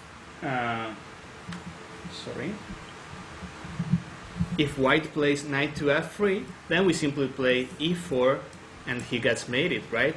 Or he loses the knight. And if he goes a knight to b5, which looks winning a pawn, right? The bishop on d6 is under attack, so is the e5 pawn. But here I play knight to c4, only move is c3, then queen h6, the mate threat is still there. He plays f3. Again, white looks like winning, right? He's defending successfully and he's attacking too many pieces. But then I play bishop c5 check. King h1 is the only move. And during this game I remember that I saw knight e3 here, but then I realized that after bishop c1 I'm losing my knight. So that's why I had to play queen c6 here. Again, another big dance with the queen. And now knight e3 is a threat, so is a6 and b5, and all white pieces are going back. So my opponent played knight c7, which looks great. And this was an interesting moment because after queen takes c7, he'll just play f takes c4, and the f file is open, so is bishop c4. And this was not great for black. So that is why against knight c7, I played knight f2 check first. Rook takes is the only move. Now I take queen takes c7. Difference is, and the f file is not open. Bishop takes e5. Queen b6. Now, problem for white is when he moves the rook to c2 or f1, I'll play bishop h3 next, and he's gonna lose this change. So I think it's still not easy because white's got the bishop pair, but we are in exchange up, so we are, I think, a bit better, right? Or there was another idea that I just was looking at real quick in here. That did look like black was definitely going to be an exchange up. Yeah. I think after this move, queen h6, f3, bishop check. Yeah, that's And, right here. Yeah, bishop c5, king h1, yeah. What I was thinking, instead of king h1, now I know on king g2 we have the knight e3 move to win the exchange. Actually, we have queen takes h2 mate, which is, yeah. Well, queen takes h2 mate. it's Okay, quite yeah, it's yeah. quite unexpected, but yeah. The line that I was looking at was completely crazy. Was queen h3, just trying to sack the queen and go nuts, Right. chasing white's king down. Okay, so Okay, yeah. this is just too ridiculous. I mean, there's No, but yeah, checkmates it's interesting, and you know. everything hanging in the air. Right. Yeah. But this line, it's Even with a proving king that- h1, yeah, I like the queen c6 idea. I mean, this is really nice. This is something you're not going to see in too many lines of the French. Yeah. But this idea when the game is just opening up like crazy, in this kind of position against the Tarrasch variation, you don't always have to try to fianchetto on the queen side with a6 and b5. A lot of times you can just try to play around that, and as Damon is showing here, where he just more played directly in the center and try to push with e5 and more, I guess, a little bit more dynamically. And that was the idea of queen f4, creating weaknesses, right, at kingside. And here it's clear, right? White, being a strong grandmaster, he created weaknesses as well. So it's like when we play queen f4, he can trade queens with queen c1, and the position is equal, or he has to play like this, and he's taking risks. So, okay, now we'll go over another line, and this line we're gonna see now, it's from a recent game, Topalov against Kamsky. Which white won, but I think that the result of the opening was great for black, so let's see. So after e4, e6, d4, d5, knight d2, c5, white takes, queen takes, the main line, knight g f3, c takes d4, bishop c4, queen d6, castling, knight f6, and here instead of knight b3, which is the main line, here white played rook e1. So what do you think is the difference here? I mean, what's the difference between playing rook e1? Why would white do that instead of knight to b3? I think he's gonna play knight b3 later anyway, but it's like the rook on e1 is useful. It's like a different move order.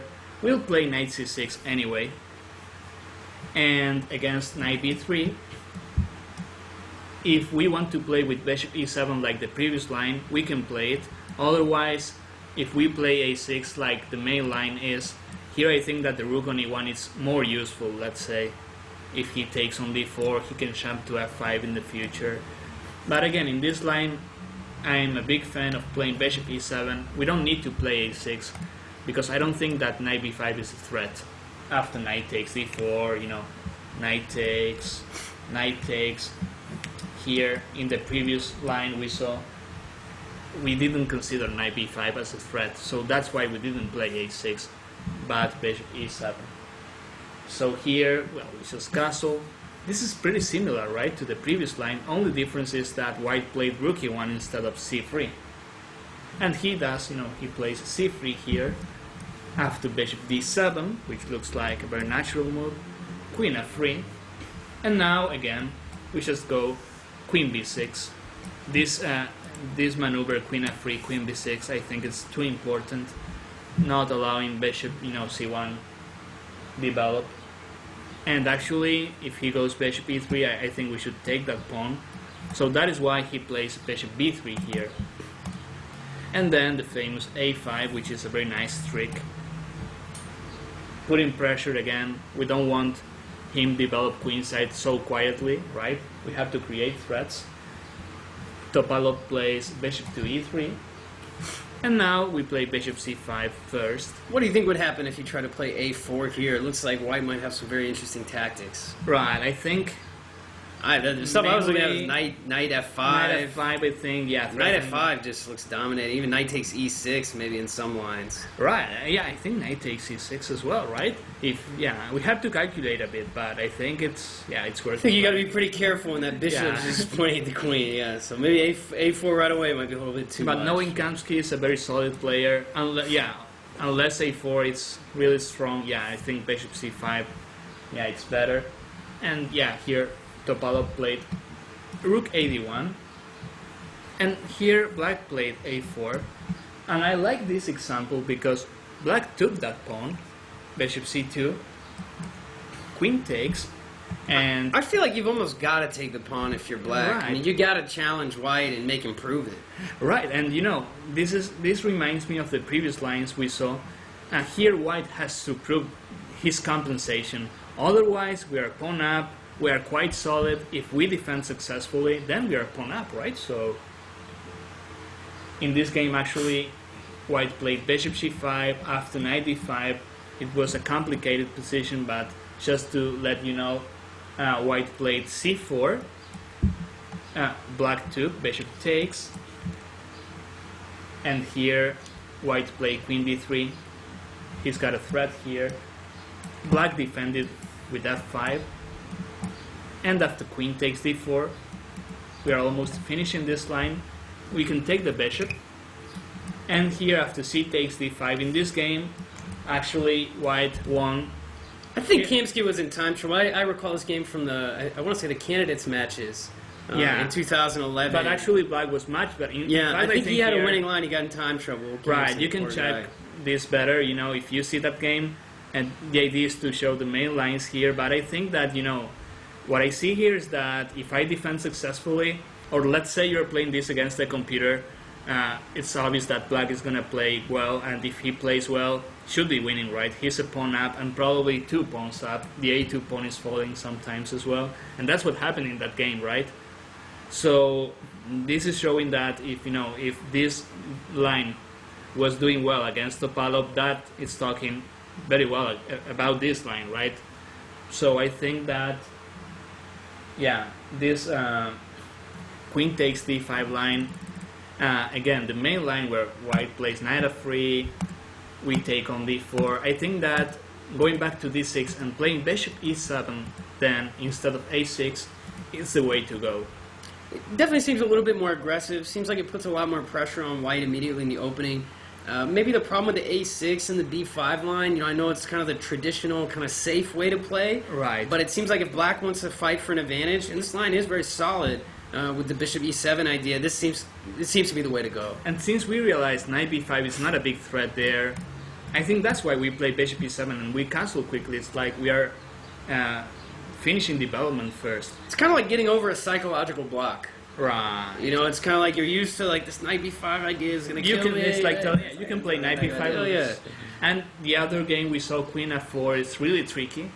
I really like it because we invite, you know, white to play c3 or creating weaknesses around his king. So I really like this. I think also the main benefit that black is gonna get in these lines is that white really probably isn't used to it, right? White is probably just used to the a6, b5. White's gonna chill. He's gonna get the nice play in the center, a little pressure on the king side. Whereas in these kind of lines, they're still very solid for black. A lot of the ideas are going to overlap between lines, but you're going to catch your opponent by surprise, right? You're going to take him out of his preparation. Right, so yeah, I like this as well. So, and the other thing I would like to say, in the main lines where white plays queen f3, that queen b6, I think it's needed, you know, because we're putting pressure on b2 and then the bishop on c1. I mean, white will have to sacrifice the b2 pawn sometimes, and if he goes bishop b3, that a5 and a4 trick like this Kamsky game, I think this is clear.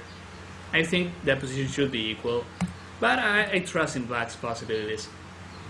Alright, so that's going to wrap things up for Chapter 3, looking at the Tarrasch variation and how black is able to really not just equalize, but also to achieve some significant pressure in the opening due to some very dynamic and active counterplay in the center. Alright, so we're going to start with the last chapter, chapter number 4, which is the exchange variation of the French defense. After e4, e6, d4, d5, here white decides to take on d5, and should be the easiest variation for us because after e takes, the position looks already equal. White is not fighting for the center anymore compared with e5 when he wins some space in the center. Now it's like our position is easier to play. And before we move to the most natural move, which is knight to f3, we'll see what happens after c4, which looks like the most ambitious move. But the problem for white will be that he's going to play with the isolated pawn on d4 once we take on c4. Here we play knight to f6. After knight c3, we played the bishop to b4, which reminds me of the Nimzo-Indian defense. We can consider taking on c3 later, and of course we're gonna castle, and like I said, we're gonna play against the isolated pawn. Yeah, I mean the key in this type of position, the exchange variation where white plays the early c4, is don't let your guard down, right? I mean the exchange variation looks very innocent, but there are some common pitfalls, mostly positional ideas. It's not quite as tactical, but I think the key for black, especially against early c4 line, is to develop very rapidly, try to castle quickly, and if you can get your rook to e8 to exploit the fact that white's king might still be in the center, you're going to be doing very well in the opening.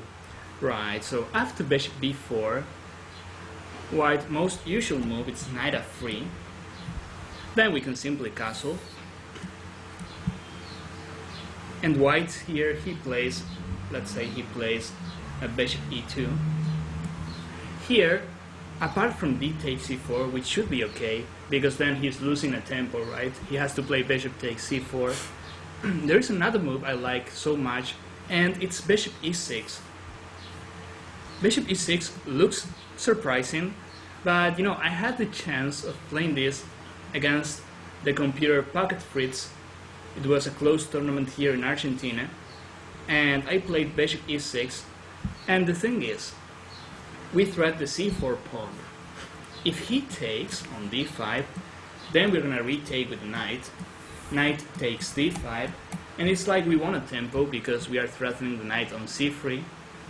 White has to defend by playing the bishop to d2, and here I like playing knight to c6. There's no need to, play c6 blockading the isolated pawn, because the isolated pawn is already being blocked by knight d5. Remember, this is not only for the opening, but when we play against the isolated pawn, there are 3 rules to follow. First of all, we have to blockade this pawn. Second of all, if we trade a couple of pieces, that is favoring us, because when we trade pieces, we reach an endgame, and any endgame, it's much, much better for us. And that is the third rule, right? If we get an endgame, we have an advantage. Imagine all pieces are gone, and we have a king's endgame. The only one who can defend the d4 pawn is the king. The d4 pawn, cannot be protected by other pawn, right? So here we play knight c6 when he castles. The bishop on b4 is not doing much, so we go back. And then we stop threats like knight g5. And here I think our position is much better. Looks equal, because the opening is done, it's finished. But we don't have any weakness. And white's got the isolated pawn. We can try pressing it in the future by means of, bishop f6. We can keep trading pieces, but definitely we should come back with our bishop to e7. And then we have to play, like usual, decent moves, right? Rook e8, perhaps trying to bring the rook to d8. But I think the key is, playing knight c6, the bishop goes back to e7. So I like this. And after, bishop e6, here,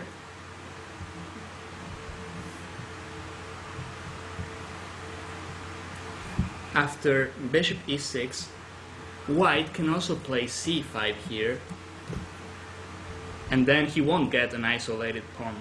But I had the chance to play this, and this was my game against Pocket Fritz, and I played b6. And here we'll see an interesting position from the positional point of view. He takes, at b6, and then here, you may think that a takes b6, it's a very logical move. C takes b6 doesn't look that great, although it should be equal. I played the in-between move, bishop takes c3. Let's try to understand this. After bishop b takes c3, we take on b6, not with the a pawn, which looks great, but c pawn. See, now we don't have the bishop pair, but as in some Nimzo-Indian positions, the c3 pawn is backwards, the c file is now open, and the bishop pair is not that great, especially bishop c1, has no targets, right? So if he plays something like bishop a3, we just play rook e8. But our plan is clear. We'll play knight d7 perhaps and rook c8. We're gonna put too much pressure on c3, not to mention knight e4, it's also there. So I think that, you know, this bishop e6, despite it's not a popular option, it's worth a try. Again, you won't see many games with this bishop e6. I found this idea playing the game, and I think it's really playable. And it's like we are telling white, okay, what do you want to do with this pawn? If you take, then I'll play against your isolated pawn. And that is our idea, right? And then, again, this knight c6 and bishop e7, I think we have to do it, right? So we make sure he cannot play knight c5, and then we play against the isolated pawn. So, you know, I think this is the best way to play against this change variation when white plays with c4. I think it's definitely also worth mentioning this line with the early d takes c4. Yeah. Let's say Bishop b4 here, I mean knight f6, c4 here. Knight f6, knight c3, bishop to b4, yeah. And now with knight to f3. Yeah. The early castles by black and Right. bishop e2 by white. Yeah. I think this line with black, the bishop e6 line looks really cool as far as trying to pile up on the isolated pawn on d4. I think also a line that really makes a lot of sense to me is very direct, and I think black just gets a really easy initiative as well. Yeah. Is simply taking the pawn on c4. Right. Now if white castles, Okay. we're going to be able to hang on to it. We can probably just play bishop takes c3. Yeah. Any number of moves like queen d5, bishop e6, Or and even b5 b5. as well. Yeah, we're going to hang but on to the free I pawn. think he should take on c4, right? I mean, Right, yeah, he's got to take it, right? And now I think by taking it, you know, okay, he just wasted a move by playing Yeah. bishop e2 and then taking on c4. Now I think this rook e8 check, Yeah. and, you know, there's questions that must be answered. I mean, what is white... I think How he is he had gonna be to able to play justify bishop. it? I think he had to play bishop e3, and yeah, the only thing I would be concerned here, he wants to play some Maybe knight e5 yeah, or sometime. bishop takes f7 and queen b3. Yeah. But I mean, I don't know if it is possible yet, but you know, even in this position, I strongly consider bishop e6. Yeah. If we trade pieces, you know, I think that is great because trading is great. We're gonna blockade on d5, so this is great as well. I mean, the thing is, theory again, sometimes it's, you know, critical, and sometimes if we understand the ideas, you know, it's enough. Yeah, this But, you know, line this with bishop- the... and d takes c4 as well. I mean, both are okay in my Yeah. opinion. The line with the early c4 here, just to go back a few moves, Yeah. the line with the early c4 in the exchange variation, it looks like the most aggressive. Honestly, I think it's one of the most harmless lines you're going to face with the French defense. As long as you understand these ideas, the early knight f6, the early bishop b4, you're going to get some excellent activity in this position, and I think white is the one that's really going to be fighting for equality. Right, absolutely, because we are playing against the isolated, and he's, I don't know, white is not playing against, you know, he has no targets, right? Our position is quite solid, right? That's the only difference. He's got the isolated. Our pawn structure is like we have two pawns islands, right? h7, g7, and f7, c7, b7, and a7. And he's got like three. Kingside, d4, and queenside. That's not great, right? So now let's see what happens if he plays, let's say, more solid. I think we can reach equality pretty easily. After e4, e6, d4, d5, sorry, d5, e takes d5, e takes, well, he can play knight f3 here. We can play knight f6. Again, we are looking for good ways to equalize him. There's another line which is knight c6 and bishop d6. The idea is to play knight g7 and one day play, you know, bishop g4, queen d7 and castle in queenside, which is, you know, interesting, but, you know, we are taking more risks. We are attacking at kingside. White is probably attacking at queenside as well with c3, b4, a4. But, you know, I don't mind playing an equal position. Remember, if you face this change variation, you don't have to panic. You can win later. I can tell this from my experience, right? Usually when we see this, we say, oh, we are going to draw this. Sometimes, you know, the game is long, you know, you have your chances. So don't worry about it. Knight f6, bishop d3 looks like the most natural move. Here, okay, I can tell that bishop d6 is pretty enough, you know, to equalize. I like bishop e7 as well, so we are protected against a future bishop g5. But I like this example where black plays bishop g4. This is a really nice example because a lot of times for black, even in the exchange variation here, the bishop on c8 is going to be your biggest problem piece. Right. And it's really nice to go ahead and trade that off before white has a chance to stop you. Let's say a bishop e7, maybe white's going to play h3 Right. here. Now the bishop on d3 is covering f5, the pawn's preventing g4, and our bishop is not going to have such an active square to deploy. Right, and as Will says, right, we can get rid of this bishop, or we can also play, in case white goes h3 here, we can also play bishop h5, bishop g6, and we're training his best bishop, right, which is bishop d3. It's like bishop c1 is not his greatest bishop, right? So I think bishop c4 is like a nice in-between move, right? So he castles, and we play bishop e7. Again, I like this, not only because of rook e1 check, but also bishop g5, right? He plays bishop g5 in this game. Black castles. Rook e1. All logical moves, right? There's not much to say about it. And here we have a lot of possible moves. I like the following example, which is h6, bishop h4, and now black plays knight c6. Well, usually you expect black play, knight d7 and c6, which is quite solid, and I think this should be enough for equality, but I like this knight c6, because when white plays c3 here black plays an unexpected move, which is knight h5. And you know, I like this. We want to trade a couple of pieces. I think this should be enough for equality. Bishop takes e7, knight takes e7, and we'll have knight f4 at hand. This is an excellent regrouping maneuver. It kind of reminds me of a kind of similar regrouping maneuver in the Roy Lopez that black employs with this knight h5 Right. move. Also, the queen's gambit declined. I guess I recall seeing this knight c6 and knight e7. Yeah. And now he's just basically rerouting both of his knights towards the king side. Black's actually going to obtain some decent attacking chances once he gets the knight to f4. Right, I think white in this game he should have played h3. Yeah. But and then to perhaps, force it. we have to take the knight, but then we go back to f6. We can play queen d6 later, rook e8. I don't see how can white possibly win, to say. I mean, it's quite equal, right? And I know this line perhaps it's looking for 100% equality. But as I said, if you're looking for a more, sharp game, you can look into that, knight c6 and bishop d6 line.